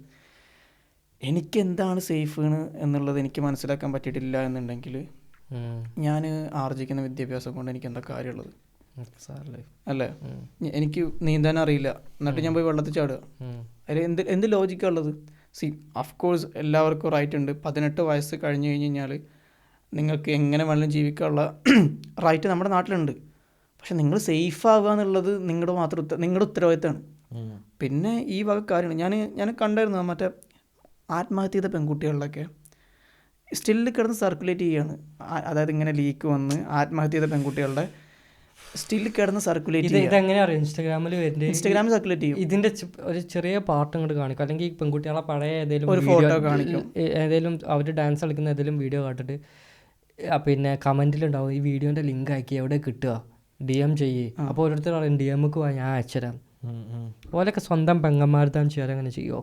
പക്ഷേ ഈ ന്യൂസ് പിറ്റേ ദിവസം വാർത്തയായിട്ട് വരുമ്പോൾ കാമുകൻ ചതിച്ചു, കുട്ടി ആത്മഹത്യ എന്ന് പറയുമ്പോൾ ഇവരെന്നെ പോയിട്ട് കമൻ്റ് ഇടും, സഹോദരി മാപ്പ്. അപ്പോൾ നമ്മൾ ആലോചിക്കണം, നമ്മൾ നിൽക്കുന്ന സൊസൈറ്റിയിൽ നമ്മൾ എങ്ങനെയാണ്. അതിന് ഒരു പ്രധാനപ്പെട്ട കാര്യം ഫേക്ക് അക്കൗണ്ട് ഡിറ്റക്ട് ചെയ്തിട്ട് അത് ഇല്ലാണ്ടാക്കാൻ സൈബർ പോലീസ് എന്തെങ്കിലുമൊക്കെ ചെയ്യണം എന്നുള്ളതാണ്. സൈബർ സെല്ല് എന്താ ചേട്ടാ, ഇങ്ങനത്തെ നിങ്ങൾ ആരെങ്കിലും ഇത് കേൾക്കുന്ന ആരെങ്കിലും പെൺകുട്ടികൾ ആരെങ്കിലും ഒക്കെ ഇങ്ങനത്തെ കുടുങ്ങിയിട്ടുണ്ടെങ്കിൽ നിങ്ങളെ വീട്ടുകാരുടെ അടുത്ത് തന്നെ ഇത് സംസാരിക്കുന്നതാണ് നല്ലത്. അല്ലാതെ വേറെ ബെസ്റ്റിൻ്റെ അടുത്തോ വേറെ ഫ്രണ്ട്സുകളുടെ അടുത്തൊന്നും പോയി സംസാരിക്കരുത്. ആണുങ്ങളുടെ അടുത്ത് പ്രത്യേകിച്ച് കേട്ടോ. യൂസ് ചെയ്യാൻ എന്തെങ്കിലും ഒരു ചാൻസ് കിട്ടി നിൽക്കുന്ന കുറേ ആൾക്കാരുണ്ട്. നിങ്ങൾ വിചാരിക്കുന്ന പോലെ ഒന്നുമല്ല ആണുങ്ങൾ. ചിലവർ, എല്ലാവരും പറയുന്നില്ല, പക്ഷേ ഇങ്ങനത്തെ ചാൻസ് ഒക്കെ കിട്ടാൻ ആഗ്രഹിക്കുന്നവരുണ്ടാണ്. സ്വയം എക്സ്പ്ലോയിറ്റ് ചെയ്യാനുള്ള അവസരം ഉണ്ടാക്കി കൊടുക്കാതിരിക്കുക. കാരണം ആത്മാർത്ഥമായിട്ട് നമുക്ക് നല്ലത് വരുന്ന ആഗ്രഹിക്കുന്ന വളരെ കുറച്ച് ആൾക്കാരുണ്ടാവുള്ളൂ. അതിൽ നമ്മുടെ ഫാമിലിയാണ് ഫസ്റ്റ്. ഉപ്പ അമ്മ ഫസ്റ്റ്, അല്ലെങ്കിൽ അച്ഛനമ്മ, ഇവർ കഴിഞ്ഞിട്ടുള്ള ആൾക്കാർ മാത്രമേ നമുക്ക് നല്ലത് വരുന്ന ആഗ്രഹിക്കുകയുള്ളൂ. അപ്പോൾ ഇല്ലാന്നുണ്ടെങ്കിൽ നമ്മുടെ എന്താ പറയുക, പോലീസിൽ തന്നെ ഒരുപാട് സംവിധാനങ്ങളുണ്ട്. ഇങ്ങനെ വല്ലതും പെട്ടുപോയിട്ടുണ്ടെന്നുണ്ടെങ്കിൽ ഇങ്ങനെയുള്ള ആൾക്കാരെ പുറത്തു കൊണ്ടുവരണം. കാരണം ഇതൊരു ക്യാൻസറാണ് നമ്മുടെ സൊസൈറ്റീനെ ബാധിച്ചിട്ടുള്ള. നമ്മൾ പറയുമല്ലോ, അപ്പോൾ ശരിക്കും നിങ്ങൾ ഇത് ശ്രദ്ധിച്ചിട്ടുണ്ടെന്നറിയില്ല, ഈ ലോകത്തിലെ ഏറ്റവും കൂടുതൽ യൂത്ത് ഉള്ള രാജ്യം, അല്ലെങ്കിൽ ഉണ്ടാകാൻ പോകുന്ന രാജ്യം അടുത്ത കുറച്ച് വർഷങ്ങൾ ഇന്ത്യയാണ്. ആ ഒരു യൂത്ത് ഇങ്ങനെയാണ് വളർന്നു വരുന്നതെന്നുണ്ടെങ്കിൽ അതുകൊണ്ട് എന്ത് ഉപയോഗമുള്ളത്? The world is growing older while India is growing younger എന്നൊരു ആർട്ടിക്കിൾ ഒരു 8 വർഷം മുന്നേ മറ്റേ BBC ഇതിൻ്റെ ഉണ്ടായിരുന്നു. എനിക്ക് കറക്റ്റ് ഓർമ്മയില്ല ആരാണ് പബ്ലിഷ് ചെയ്തെന്നുള്ളത്. കാരണം നമ്മൾ അടുത്ത ജനറേഷൻ നമ്മളിങ്ങനെ കളിയാക്കുകയും ചെയ്യും പോപ്പുലേഷൻ കൂടുന്ന. പക്ഷേ അതൊരു ഭയങ്കര അസറ്റാണ് നമ്മളെ സംബന്ധിച്ചിടത്തോളം. ഇപ്പോൾ ചൈനയൊക്കെ ഡ്രാഗ് ബാക്ക് ആയിക്കൊണ്ടിരിക്കുക. കാരണം അടുത്തൊരു 15 വർഷത്തിൽ അവരുടെ പെൻഷൻ വാങ്ങിക്കുന്ന ആൾക്കാരുടെ എണ്ണം കൂടുകയും അവരുടെ വർക്കിംഗ് ക്ലാസിൻ്റെ എണ്ണം കുറയുകയും ചെയ്യും. ആ ജപ്പാൻ എന്ന് പറഞ്ഞ കൺട്രിയൊക്കെ ഗവൺമെന്റ് ഇൻസെന്റീവ് കൊടുക്കേണ്ടത് തോന്നുന്നുണ്ട് ജപ്പാനിലൊക്കെ ഇപ്പോൾ കൊടുക്കുന്നത്. ഇപ്പോൾ മറ്റേ വൺ ചൈൽഡ് പോളിസി ഒക്കെ ചൈന എടുത്ത് കളഞ്ഞല്ലോ. പിന്നീട് ജപ്പാനിലെ ഒരു സർവേയിൽ ആൾക്കാർ പറഞ്ഞു അവർക്ക് താല്പര്യമില്ല എന്നാണ് പറഞ്ഞത് ഇതിലൊന്നും കുട്ടികളുണ്ടാവാൻ താല്പര്യമില്ല. ഇപ്പം നമ്മൾ കാണുന്ന പോലെ അത്ര ഒരു ഹാപ്പി ആയിട്ടുള്ളൊരു രാജ്യമല്ല ഒരു ബി ഓണസ്റ്റ്. അതൊരു ഭയങ്കര ഡിപ്രസ്ഡ് ആയിട്ടുള്ള ഒരു കൺട്രിയാണ്. നമ്മുടെ പുറത്ത് നമ്മൾ കാണുന്ന പോലെ ബിൽഡിങ്ങും കാര്യങ്ങളൊന്നും അല്ല സന്തോഷം എന്ന് കാണിക്കുന്ന ഒരു എക്സാമ്പിൾ കാണിക്കാൻ പറ്റിയ രാജ്യമാണ് ജപ്പാൻ. പക്ഷെ നമ്മുടെ ഈ ഒരു യൂത്ത്, നമ്മുടെ ഇത്രയും അടുത്ത യൂത്തായിട്ട് വരുന്ന ആൾക്കാർ ഇങ്ങനെയാണ് വരുന്നെങ്കിൽ ഏതൊരു കാര്യം സെക്ഷലൈസ് ചെയ്യുന്ന, ഏതൊരു കാര്യത്തിലും ഈ ഒരു സെക്ഷൽ എലമെൻറ്റ് കുത്തി കിട്ടുന്ന, എന്തിന് പാട്ടുകൾ നമ്മൾ പണ്ട് കേട്ട് ആസ്വദിച്ചിരുന്ന പാട്ടുകളുടെ വരികൾ എടുത്തിട്ട് അതിനെ മിസ്ഇൻ്റർപ്രറ്റ് ചെയ്യുന്നൊരു പരിപാടി. അത് ആ എഴുതിയ ആൾ അങ്ങനെ ഉദ്ദേശിച്ചിട്ടുണ്ടോ ഉദ്ദേശിച്ചിട്ടില്ല നമുക്കറിയില്ല. പക്ഷേ നമ്മൾ കേൾക്കുമ്പോൾ ഒരിക്കലും ഉദ്ദേശിച്ചിട്ടില്ല. നമ്മളൊരു 10-12 വയസ്സിൽ അത് കേൾക്കുന്ന സമയത്ത് നമ്മൾ ഒരിക്കൽ പോലും ചിന്തിക്കാത്ത പല അർത്ഥങ്ങളും നമ്മൾ കേട്ട് ആസ്വദിച്ചേർന്നൊരു പാട്ടിൽ കൊണ്ടുവന്ന് വെക്കുക. ആ പാട്ട് പിന്നെ നമുക്ക് അതുപോലെ കേട്ട് ആസ്വദിക്കാൻ പറ്റാതിരിക്കുക. അതുപോലെ കമൻറ്റ് സെക്ഷനിൽ പോയിട്ട് എന്തോ ഈ ഡബിൾ മീനിങ്ങിൽ സംസാരിക്കുന്ന എന്തോ ഒരു ഭയങ്കര ഫ്ലെക്സ് ആണെന്നുള്ള ലെവലിൽ കമൻറ്റ് ചെയ്യുക. അതൊരു ഭയങ്കരമായിട്ട് എന്നെ സർപ്രൈസ് ചെയ്തിട്ടുള്ളൊരു കാര്യമാണ്. അത് മലയാളികളുടെ മാത്രമാണ് ഞാൻ കൂടുതൽ കണ്ടിട്ടുള്ളത്. ലെജൻസ് വിടക്കമോ എന്ന് പറയും. എന്താണ് അതായത് ഈ ഡബിൾ മീനിങ്, അതായത് ഈ സെക്ഷലായിട്ടുള്ള കാര്യങ്ങളെക്കുറിച്ച് അറിയുന്ന ആദ്യത്തെ അവസാനത്തെ ജനറേഷൻ ഒന്നുമല്ല നമ്മൾ. മനുഷ്യരാശി ഉണ്ടായ മുതൽ അല്ലെങ്കിൽ ഏതൊരു ജീവിയും ആ ഒരു പാത്തിലൂടെ തന്നെയാണ് റീപ്രൊഡ്യൂസ് ചെയ്തിട്ട് വരുന്നത്. അപ്പോൾ ഈ ഒരു കാര്യത്തിന് ഞങ്ങൾ ഇങ്ങനെയാണ് വീക്ഷിക്കുന്നത് എന്നുള്ളത് അതൊരു ഫ്ലെക്സ് അല്ല, അതൊരു വൈകല്യമാണ്. അതൊരു ഫ്ലെക്സ് അല്ല ഒരിക്കലും. അതായത് ഒരു കാര്യം കാണുന്ന സമയത്ത് അതൊരു ഡബിൾ മീനിങ് ആണ് കാണുന്നത് ഞാൻ. അത് എൻ്റെ ഫ്ലെക്സ് അല്ല, അത് ഞാൻ ലെജൻഡറി ഒരു ചിന്ത ഉള്ളതുകൊണ്ടല്ല, അതെൻ്റെ ഒരു വൈകല്യമാണ്. ആ കാര്യം സംസാരിച്ചപ്പോൾ അബു ഞാൻ ചോദിക്കട്ടെ, ഇപ്പോൾ ഒരുപാട് യുവാക്കൾ കേരളത്തിൽ പറയണ്ട എനിക്ക് പൊളിറ്റിക്സിനോടൊന്നും താല്പര്യമില്ല, അങ്ങനത്തെ ആൾക്കാരോട് അബുവിന് എന്താ പറയുള്ളത്? പൊളിറ്റിക്കൽ പാർട്ടി ഉണ്ടാവണം എന്ന് പറയുന്നില്ല, പക്ഷെ പൊളിറ്റിക്സ് ഉണ്ടാവണം. കാരണം നമ്മൾ രാഷ്ട്രത്തിലാണ്, ഒരു രാഷ്ട്രത്തിൻ്റെ ഭാഗമാണ് നമ്മൾ. അപ്പോൾ നമുക്ക് തീർച്ചയായിട്ടും രാഷ്ട്രീയം വേണം. നിങ്ങൾ പൊളിറ്റിക്കൽ പാർട്ടി അടിമ ആവണം എന്ന് ഒരിക്കലും ഞാൻ പറയില്ല, പക്ഷെ നമുക്കൊരു രാഷ്ട്രീയം വേണം. രാഷ്ട്രീയം ഏതായാലും രാഷ്ട്രം നന്നായാൽ മതി. രാഷ്ട്രം അതായത് നമുക്കൊരു ഐഡിയോളജി വേണം നമുക്ക്. അല്ലാണ്ട് ഇപ്പോൾ ഞാനിപ്പോൾ പിണറായിനെ ഞാൻ ഇഷ്ടപ്പെടുന്നു, അല്ലെങ്കിൽ വി ഡി സതീശനെ ഇഷ്ടപ്പെടുന്നു, രാഹുൽ ഗാന്ധിനെ ഇഷ്ടപ്പെടുന്നു, മോദിനെ ഇഷ്ടപ്പെടുന്നു, അങ്ങനെ ഒരു ഡയറ്റിനെ ഫോളോ ചെയ്യണമെന്ന് ഞാനൊരിക്കലും ആർക്കും പറയാറില്ല. നമുക്കൊരു ഐഡിയോളജി വേണം. ആ ഐഡിയോളജിയിൽ നമ്മൾ ആത്മാർത്ഥമായിരിക്കണം. ഇപ്പം ഞാനൊരു സോഷ്യലിസ്റ്റ് ആണെന്ന് ഞാൻ പറയുകയും ഞാൻ ഇന്നേക്കാളും തൊലിക്ക് കളർ കൂടുക കുറയുക ചെയ്യുന്ന ഒരാളോട് വേറെ രീതിയിൽ പെരുമാറി ചെയ്ത് കഴിഞ്ഞ് കഴിഞ്ഞാൽ ഹിപ്പോക്രറ്റ് ആവരുത്. നമ്മളോടൊരു ആത്മാർത്ഥത കാണിക്കണം, നമ്മുടെ ഐഡിയോളജിനോടൊരു ആത്മാർത്ഥത കാണിക്കണം എന്നുള്ളതാണ് എന്താ പറയുക പേഴ്സണലി ഞാൻ വിചാരിക്കുന്നത്. ഇപ്പോൾ നമ്മൾ അബ്സല്യൂട്ട്ലി ഒരു നോബഡിയാണ്. ഈ ഒരു സ്ഫിയറിൽ ഇങ്ങനെ പോകുന്ന ഏതൊരാളെ പോലെ ഒരാൾ അത്രേ ഉള്ളൂ. പക്ഷേ ആ ഒരാളായാലും നമുക്ക് നമ്മുടെ ഐഡിയോളജി നമ്മൾ റെപ്രസെൻറ്റ് ചെയ്യാൻ പറ്റണം. ആ ഐഡിയോളജിക്ക് എതിരെയുള്ള കാര്യങ്ങൾക്കെതിരെ നമുക്ക് സംസാരിക്കാൻ പറ്റണം. അല്ല എന്നുണ്ടെങ്കിൽ ഇപ്പോൾ നമ്മൾ എല്ലാ കാര്യങ്ങളും ഇപ്പോൾ നമ്മൾ കഴിയുന്ന പോപ്കോണിൻ്റെ ടാക്സ് വരെ തീരുമാനിക്കുന്നത് പൊളിറ്റിക്സാണ്, പൊളിറ്റീഷ്യൻസാണ് തീരുമാനിക്കുന്നത്. നമ്മൾ സഞ്ചരിക്കുന്ന റോഡിൽ അത്ര ടോൾ കൊടുക്കണമെന്ന് തീരുമാനിക്കുന്നത് പൊളിറ്റീഷ്യൻസാണ്. എല്ലാം പൊളിറ്റിക്സിൻ്റെ ഭാഗമാണ്. നമ്മളിന്ന് എന്ത് കഴിക്കണം എന്ന് തീരുമാനിക്കാനുള്ള സ്വാതന്ത്ര്യം അവർക്കുണ്ട്, അവരാണ് തീരുമാനിക്കുക. നമ്മളതിന് ശബ്ദകർത്തുന്നില്ല എന്നുണ്ടെങ്കിൽ നമുക്കൊന്നും ചെയ്യാൻ പറ്റില്ല. ഇപ്പോൾ US നടക്കുന്നുണ്ട്, ഫുൾ പൊളിറ്റിക്സാണ് അവിടെ. അവിടുത്തെ ഈവൻ ട്രംപിന് വോട്ട് ചെയ്ത ആൾക്കാർ വരെ പല ആൾക്കാരും ഇന്ന് അയാൾക്ക് എതിരെ സംസാരിക്കുന്നുണ്ട്. ഇപ്പം നമ്മുടെ നാട്ടിലിപ്പോൾ കമ്മ്യൂണിസ്റ്റുകാരായിട്ട് ആൾക്കാർക്ക് ചിലപ്പോൾ കമ്മ്യൂണിസത്തിൽ ഇഷ്ടം ഉണ്ടാവില്ല, അവർ ചെയ്യുന്ന കാര്യങ്ങൾ ഇഷ്ടപ്പെടില്ല. BJPക്ക് വോട്ട് ചെയ്ത ആൾക്കാർക്ക് പലരും അവർ ചെയ്യുന്ന കാര്യങ്ങളും ഇഷ്ടപ്പെടുന്നുണ്ടാവില്ല. നമുക്ക് നമ്മുടെ ഐഡിയോളജിനോട് ചേർന്ന് നിൽക്കുന്ന പൊളിറ്റിക്കൽ പാർട്ടിനോടൊരു താല്പര്യം ഉണ്ടാവും, പക്ഷെ അതൊരിക്കലും അവരുടെ അടിമയിരിക്കാൻ പാടില്ല നമ്മൾ. ഓക്കെ, ഞാനിപ്പോൾ അവർ തെറ്റ് ചെയ്തിട്ടുണ്ടെങ്കിൽ അതിനെതിരെ സംസാരിക്കാൻ നമുക്ക് പറ്റണം. അതാണ് പൊളിറ്റിക്കൽ പാർട്ടി സപ്പോർട്ടറും പൊളിറ്റിക്സിലുള്ള ആളും തമ്മിലുള്ള വ്യത്യാസം എന്നാണ് ഞാൻ മനസ്സിലാക്കുന്നത്. ചിലപ്പോൾ അതിന് വേറെ ഇൻ്റർപ്രിറ്റേഷൻ മറ്റുള്ള ആൾക്കാർക്ക് കുറേ യുവാക്കൾക്ക് ഇതിൻ്റെ ഒരു ഭംഗി ആസ്വദിക്കാൻ ചാൻസ് കിട്ടിയിട്ടില്ല. എങ്ങനെയാണ് ഡെമോക്രസി ശരിക്കും വർക്ക് ചെയ്യുന്നത് തിയററ്റിക്കലി അവർക്ക് സ്കൂളിൽ പഠിച്ചിട്ടുണ്ടാവും, പക്ഷേ പ്രാക്ടിക്കലി ഇത് ഇങ്ങനെയൊക്കെയാണ്, ഇങ്ങനെയൊക്കെ ചെയ്യാം, ഇതൊരു ഡിക്റ്റേറ്റർഷിപ്പ് കൺട്രി ആണെങ്കിൽ ഇതൊന്നും പറ്റില്ല എന്നുള്ളത് മനസ്സിലാക്കേണ്ട ചാൻസസ് അവരുടെ ലൈഫിൽ നന്നായിട്ട് വരണം. ഇപ്പോൾ മിനിയാന്ന് ഇപ്പോൾ കുനാൽ കുമാര എന്ന് പറഞ്ഞ ആളുടെ ഇന്നലെ മിനിയാന്നിട്ട് പുള്ളി മഹാരാഷ്ട്രയിൽ അടുത്ത റൂളിംഗ് ഗവൺമെൻറ്റിനെതിരെ എന്തോ പറഞ്ഞതിന് ആളുടെ അതപ്പോൾ നമ്മുടെ ഈ സെറ്റ് പോലത്തെ ആളുടെ സെറ്റ് ഉണ്ടായിരുന്നു, കംപ്ലീറ്റ് അടിച്ച് പൊളിച്ച് ഞാൻ കണ്ടു. ആ സ്റ്റാൻഡപ്പ് കോമഡി ഉണ്ട്. അപ്പോൾ അയാൾ എന്താ ശരിക്കും പറഞ്ഞേ? എനിക്ക് ഹിന്ദി മനസ്സിലായില്ല, സബ് ടൈറ്റിലുള്ളത് കിട്ടിയതുമില്ല. ആള് അവിടുത്തെ ഗവൺമെൻറ്റിൻ്റെ ലോക്നാഥ് ഷിൻഡെയുടെ ഗവൺമെൻറ്റിനെ പറ്റിയിട്ട് എന്തൊക്കെയാണ് പറഞ്ഞിട്ടുണ്ട്. അത് കറക്റ്റായിട്ട് മുഴുവനായിട്ടൊന്നും കാണാൻ പറ്റില്ല, കാരണം ലോങ് അവേഴ്സ് അല്ല, നമ്മളിപ്പോൾ വർക്കൊക്കെ കഴിഞ്ഞിട്ട് ഇരിക്കുമ്പോൾ എന്തായാലും പിന്നെ അതിട്ട് ഉണ്ടായിട്ടുള്ളത്, മൊത്തമായിട്ട് ഇരുന്നിട്ട് അത് വീക്ഷിക്കാൻ പറ്റിയിട്ടില്ല. അപ്പോൾ എന്താ പറയുക, പുള്ളിക്കൊരു പൊളിറ്റിക്സ് ഉണ്ടായിരിക്കും, പുള്ളി പൊളിറ്റിക്കൽ പാർട്ടി മെമ്പറല്ല ഒരു പാർട്ടിയുടെ, പക്ഷേ പുള്ളിക്കൊരു പൊളിറ്റിക്സ് ഉണ്ടാവും. അപ്പോൾ നമ്മൾ നമുക്കൊരു പൊളിറ്റിക്സ് ഉണ്ടാവും. ഒരാളുടെ ഫ്രീഡം ഓഫ് സ്പീച്ച്, മറ്റൊരാളെ ഹെർട്ട് ചെയ്യാത്ത ഫ്രീഡം ഓഫ് സ്പീച്ച്, അത് അംഗീകരിക്കാൻ നമ്മുടെ നാട്ടിൽ പറ്റുന്നില്ല എന്നുണ്ടെങ്കിൽ, അപ്പം ഞാൻ പറയുകയാണ്, ഞാൻ ഇതിലൊന്നും ഭാഗമായിട്ടുള്ള ആളല്ല, നാളെ അത് നിങ്ങളുടെ അടുത്തേക്ക് വരും. അപ്പോഴത് മനസ്സിലാവും. അത് മറ്റേ ഒരു ആളുടെ സേയിങ് ഉണ്ടല്ലോ, മറ്റേ ഈ നാസീസിൻ്റെ ആ സമയത്തുള്ള പണ്ടവർ വന്ന് ജൂതന്മാർക്ക് വേണ്ടിയിട്ടായിരുന്നു, ഞാൻ ജൂതനല്ലാത്തതുകൊണ്ട് ഞാൻ സംസാരിച്ചില്ല. പിന്നീട് വന്നത് കമ്മ്യൂണിസ്റ്റുകാർക്ക് വേണ്ടിയായിരുന്നു, ഞാൻ കമ്മ്യൂണിസ്റ്റ് അല്ലാത്തതുകൊണ്ട് ഞാൻ സംസാരിച്ചില്ല. പിന്നീട് വന്നത് കത്തോലിക്കക്കാർക്ക് വേണ്ടിയിട്ടായിരുന്നു, ഞാൻ കാത്തോലിക് അല്ലാത്തതുകൊണ്ട് ഞാൻ സംസാരിച്ചു. പിന്നീട് വന്നത് എനിക്ക് വേണ്ടിയിട്ടായിരുന്നു, അപ്പോൾ എനിക്ക് വേണ്ടി സംസാരിക്കാൻ ആരും ബാക്കിയുണ്ടാവില്ലാണ്. ഇങ്ങനെ തന്നെയാണ് തോന്നുന്നുണ്ട്, ഞാൻ കുറച്ച് മുന്നേ വായിച്ച. അപ്പോൾ അതാണ് അതായത് നമുക്ക് ആ ഒരു തോട്ട് ഉണ്ടാവണം. എന്താണ് നമുക്കിങ്ങനെ ചില്ലായി നടന്ന പോലെ എന്ന് വെച്ചാൽ അങ്ങനെ ചില്ലായി നടക്കാൻ പറ്റില്ല. കാരണം പൊളിറ്റീഷ്യൻസ് തീരുമാനിക്കും നിങ്ങൾ ചില്ലായി നടക്കണോ വേണ്ടതെന്നുള്ളത്. അപ്പോൾ നിങ്ങൾ എന്താണ് ആഗ്രഹിക്കുന്നത്, നിങ്ങൾ വിഭാവനം ചെയ്യുന്ന രാഷ്ട്രം എന്താണ്, ആ ഒരു ഐഡിയോളജി ഉണ്ടാവണം, അത്രേ ഉള്ളൂ. അല്ലാതെ പാർട്ടി അടിമയാവണം, പാർട്ടി കോടി പിടിക്കാൻ പോകണം, ജാതിക്ക് പോകണം, തല്ലുണ്ടാക്കണം, അങ്ങനെയൊന്നുമില്ല. നമ്മൾ വിഭാവനം ചെയ്യുന്ന എൻ്റെ രാഷ്ട്രം എന്താണ്, ആ രാഷ്ട്രത്തിലേക്ക് നയിക്കാനുള്ള എൻ്റെ ഐഡിയോളജി എന്താണെന്നുള്ളതാണ്. നമ്മൾ നന്നാവുക, നമ്മൾ അതിനനുസരിച്ച് പ്രവർത്തിക്കുക, അതേപോലെ സൊസൈറ്റി നന്നാവും, മറ്റുള്ള ഭാഗങ്ങളും നന്നായി വരും എന്നുള്ളതാണ് നമ്മുടെ ഒരു ഇത്. പക്ഷെ ഇങ്ങനെയൊക്കെ പറയുമ്പോൾ നമ്മളൊക്കെ എല്ലാവരും ഇതിന് തെറ്റ് ചെയ്ത ആൾക്കാരാണ്. ഇപ്പം എൻ്റെ വിശ്വാസം എന്താ, ഞാൻ നല്ലൊരു മനുഷ്യനാണ്, ഞാൻ നല്ല രാഷ്ട്രം ഉണ്ടാക്കണം എന്ന് ആഗ്രഹിക്കുന്ന ഒരാളാണ്. എന്നിട്ട് അതിൽ എന്തെങ്കിലും ഇൻപുട്ട് ചെയ്യാൻ ഞാൻ നിന്നിട്ടില്ല, ഇത് നിന്നിട്ടില്ല, ഫാരിസ് നിന്നിട്ടില്ല. നമ്മളെന്ത് ചെയ്ത് നമ്മളൊരു പൊളിറ്റിക്കൽ പാർട്ടിയിൽ ഇറങ്ങുക, അല്ലെങ്കിൽ ഒരു മിനിസ്റ്ററി ആ ലെവലിലേക്ക് ഇറങ്ങുക, അല്ലെങ്കിൽ ഒരു UPSC എഴുതുക, ഒരു IAS IPS ആ ഒരു ലേജിക്ക് പോവുക, അങ്ങനെയൊന്നും നമ്മളാരും ചെയ്തില്ല. അല്ലെങ്കിൽ രാജ്യത്തിൻ്റെ ഒരു ജുഡീഷ്യൽ സിസ്റ്റത്തിലേക്ക് നമ്മുടെ കൈയെടുത്ത് വെക്കുക, അങ്ങനെയൊന്നും നമ്മളും ചെയ്തില്ല. അതൊക്കെ ഞാനിപ്പോൾ ഇപ്പം ചിന്തിക്കുമ്പോൾ എനിക്ക് തോന്നാറുണ്ട്, ഞാൻ എന്തുകൊണ്ട് അങ്ങനെ ചെയ്തില്ല. കാരണം നമ്മൾ ഈ വക ഇപ്പം നമുക്കിങ്ങനെ ഇരുന്നിട്ട് ഇങ്ങനെ പറയാം, നമ്മളിങ്ങനെ ഞാൻ വിഭാവനം ചെയ്യുന്ന രാഷ്ട്രം ഇതാണ്, ഞാൻ എൻ്റെ ഫ്രീഡം ഓഫ് സ്പീച്ച്, പക്ഷേ അത് പ്രൊട്ടക്റ്റ് ചെയ്യാൻ ഈ ഒരു സംസാരം അല്ലാണ്ട് നമ്മൾ എന്താണ് ചെയ്തത്, നമ്മളും ഏതൊരാളെയും പോലെ ഫൈനാൻഷ്യലി സ്റ്റേബിൾ ആവാൻ വേണ്ടിയിട്ട് ഒരു കോഴ്സ് കൊടുത്ത് കിട്ടിയ ജോലിക്കായിട്ട് നമ്മൾ ഇറങ്ങി.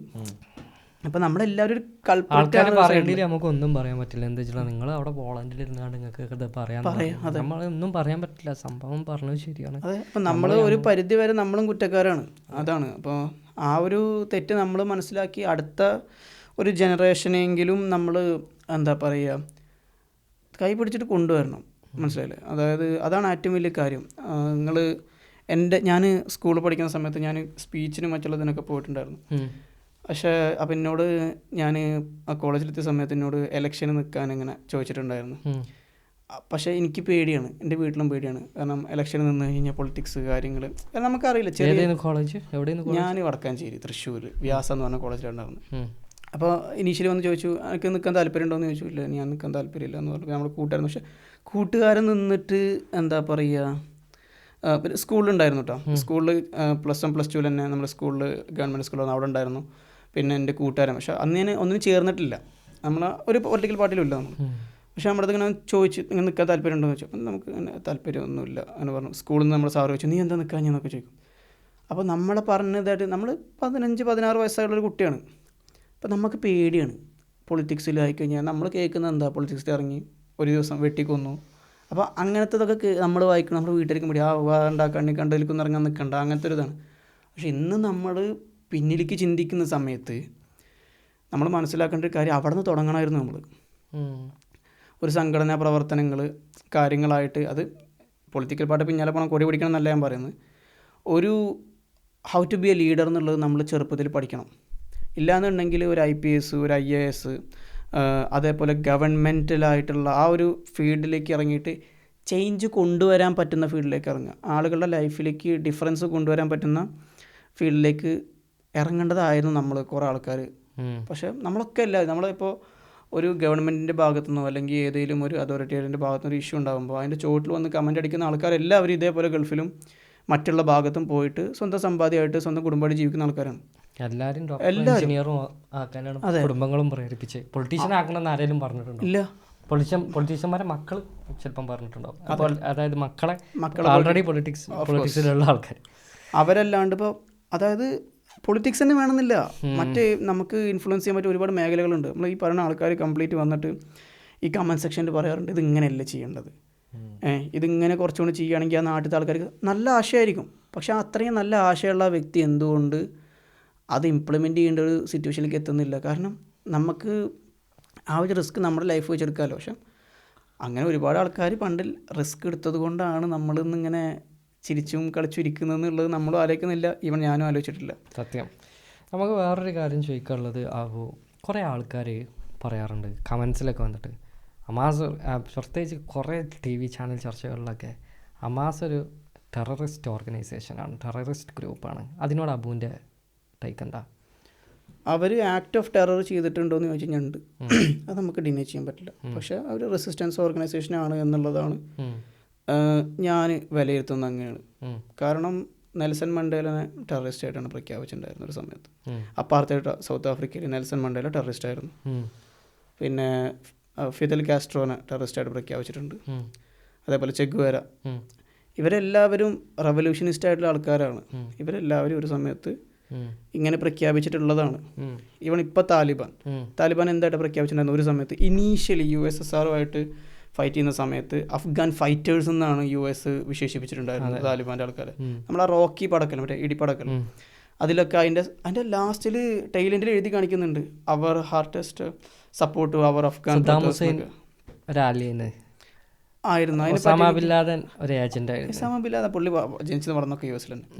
അപ്പോൾ പറഞ്ഞു വരുന്നത് താലിബാൻ അന്ന് USSR ഫൈറ്റ് ചെയ്യുമ്പോൾ അമേരിക്കയെ സംബന്ധിച്ചോളം ഫൈറ്റേഴ്സ് ആയിരുന്നു. പിന്നെ അമേരിക്കക്കെതിരെ തിരിയുമ്പോൾ അവർ ടെററിസ്റ്റ് ആവുന്നു. ഇന്ന് അവരവിടെ ഭരിക്കാൻ തുടങ്ങുമ്പോൾ അവർ എന്താ പറയുക, നാഷണൽ സെക്യൂരിറ്റിക്ക് വേണ്ടിയിട്ടുള്ള ആൾക്കാരാകുന്നു. അവർക്ക് 40 മില്യൺ അയച്ചു കൊടുക്കുന്നു ഓരോ സമയത്ത്. ഈവൻ ഹമാസിനും US അയച്ചു കൊടുത്തിട്ടുണ്ട് ഫണ്ട്. ഇപ്പോൾ ടെററിസ്റ്റ് എന്ന് പറയുന്നത് അത് ഓരോ രാജ്യങ്ങളാണ് ഡിക്ലെയർ ചെയ്യുന്നത്. ഒക്ടോബർ 7 ശേഷമാണ് ഒരുപാട് രാജ്യങ്ങൾ ഹമാസിനെ ടെററിസ്റ്റ് എന്ന് ഡിക്ലെയർ ചെയ്തിട്ടുള്ളത്. അപ്പോൾ UN ഡിക്ലെയർ ചെയ്തിട്ടില്ല,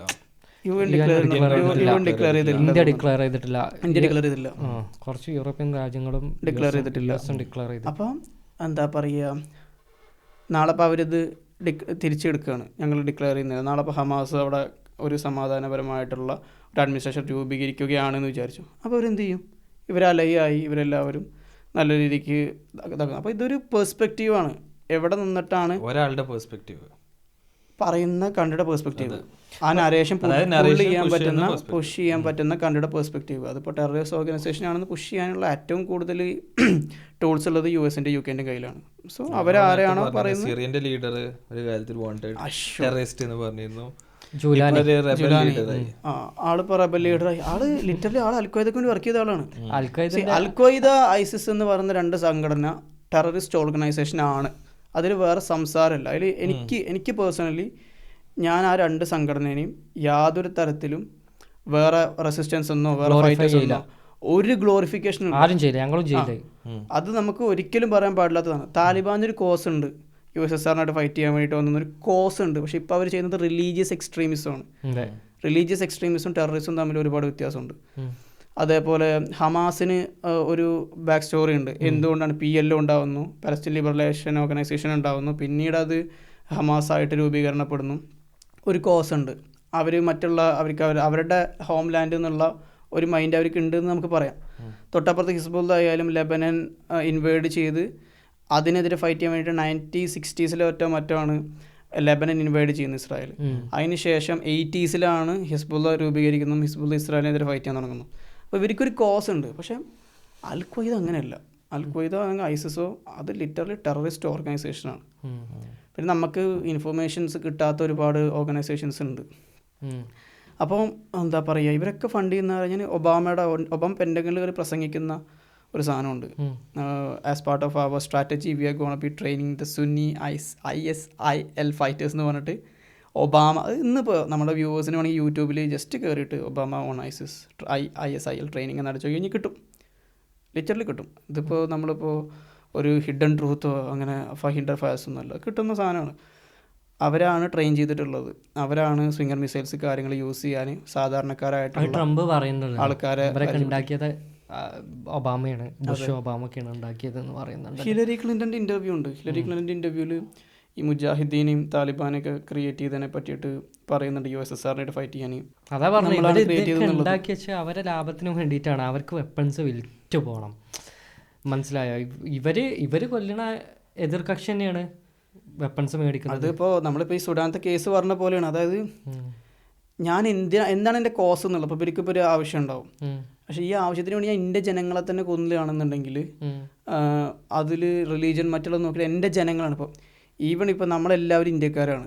ഇപ്പോൾ ഏതൊരു മതത്തിലുള്ള ആൾ ഇന്ത്യയുടെ ഹെഡായാലും ബാക്കിയുള്ള എല്ലാ മതക്കാരും ഇന്ത്യക്കാർ തന്നെയാണ്, അല്ലേ? ഇപ്പം ഞാനിപ്പോൾ ഒരു മുസ്ലിമാണ്, ഞാൻ ഇപ്പോൾ നാളെ ഇന്ത്യയുടെ പ്രധാനമന്ത്രി ആയി കഴിഞ്ഞാൽ മറ്റ് മതക്കാരും എൻ്റെ ആൾക്കാരാണ്. എനിക്കൊരു റിലീജിയൻ ഉണ്ടെന്ന് വിചാരിച്ചിട്ട് എൻ്റെ രാജ്യം എന്നുള്ള ഒരു തോട്ട് അവിടെ മാറി നിൽക്കാൻ പാടില്ല.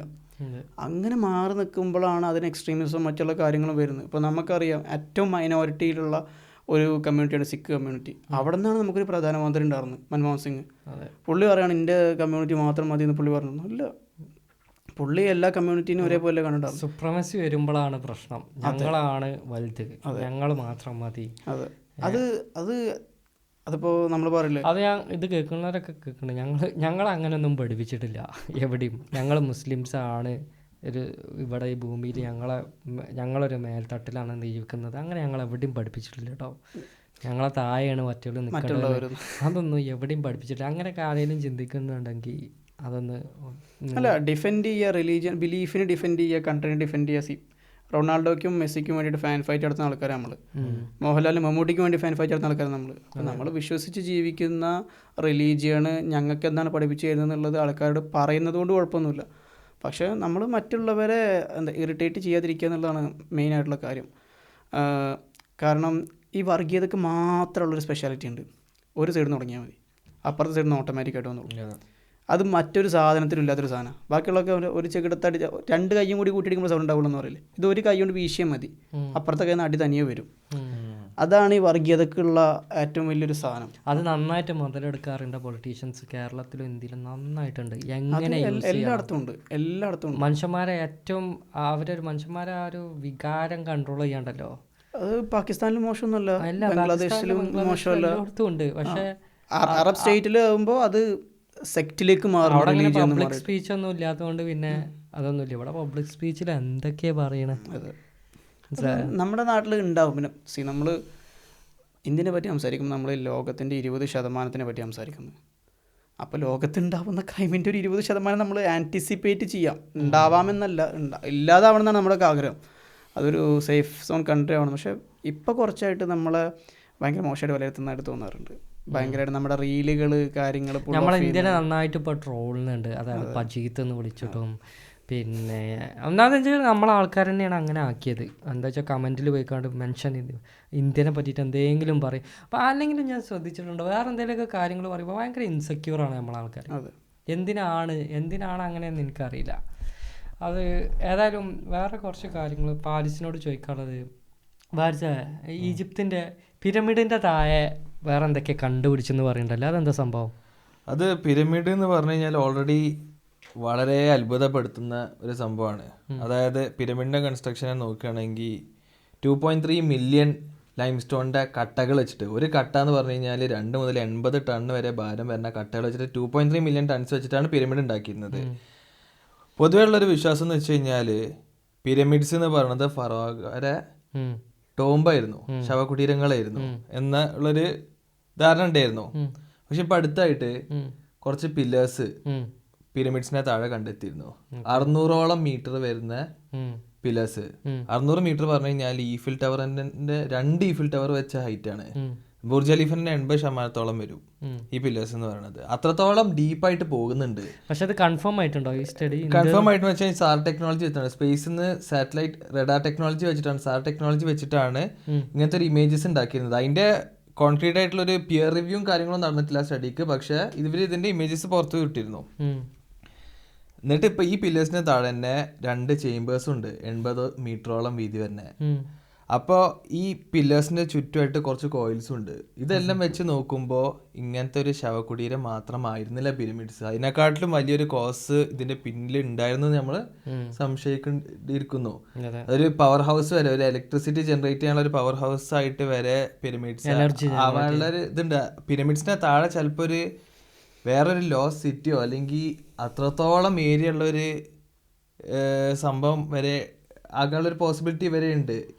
ഈജിപ്ഷ്യൻസ് ഒക്കെ ഒരു അണ്ടർഗ്രൗണ്ട് സിവിലൈസേഷൻ ആണോ എന്ന് വരെ നമുക്ക് സംശയിക്കാനുള്ളൊരു ഇതുണ്ട്. അതെ അതെ അതെ, അതാണ് പറഞ്ഞത്. നമ്മുടെ ഈ കുറേ ഡെവലപ്മെൻറ്റ്സ് ഉണ്ടായിട്ടുള്ള കഴിഞ്ഞ 100-200 വർഷങ്ങളോടാണ് ഈ കണ്ട ഒരുപാട് ഡെവലപ്മെൻറ്റ്സ് ഉണ്ടായിട്ടുള്ളത്. പക്ഷെ 10,000-2000 വർഷങ്ങൾക്ക് മുന്നേ ജീവിച്ച ആൾക്കാർക്ക് ഈ വക ഒരു ഡെവലപ്മെൻറ്റ്സ് ഉണ്ടായിട്ടില്ല എന്ന് നമുക്ക് ഉറപ്പിക്കാൻ പറ്റൊന്നുമില്ല. ഇത് മനുഷ്യന്മാർ തന്നെയാണ് ചെയ്തത് എന്നുള്ളതും നമുക്ക് ഉറപ്പിച്ച് പറയാൻ പറ്റില്ല. കാരണം അത്രത്തോളം അഡ്വാൻസ് നമുക്കിപ്പോൾ മോഡേൺ ടെക്നോളജി വെച്ചിട്ട് വരെ ഇങ്ങനത്തെ ഒരു സംഭവം ഉണ്ടാക്കാന്ന് വെച്ച് കഴിഞ്ഞാൽ ഇപ്പോൾ കൺസ്ട്രക്ഷൻ കേബിൾസ് വരെ പൊട്ടി പോകും. 80 ടണ്ണ് ഭാരമുള്ള ഒരു ലൈം സ്റ്റോൺ എടുക്കുക എന്ന് പറഞ്ഞു കഴിഞ്ഞാൽ മോഡേൺ ടെക്നോളജി വെച്ചിട്ട് തന്നെ ഇത്രക്കും പ്രിസിഷൻ ആയിട്ട് ചെയ്യാൻ പറ്റില്ല. വളരെ ബുദ്ധിമുട്ടുള്ള ഒരു കാര്യമാണ്. അപ്പോൾ ആ കാലത്ത് ഉണ്ടായിരുന്ന ആൾക്കാരെ ടെക്നോളജി ഒന്നെങ്കിൽ അത്രത്തോളം ടെക്നോളജിക്കലി അഡ്വാൻസ്ഡ് ആയിരിക്കും, അല്ലെങ്കിൽ വേറെ ഇന്റർ ഡയമെൻഷണൽ ബീയിങ്സ് വരെ അവരെ സഹായിച്ചു എന്ന് നമുക്ക് പറയാൻ പറ്റും, അനുമാനിക്കേണ്ടി വരും അല്ലേ?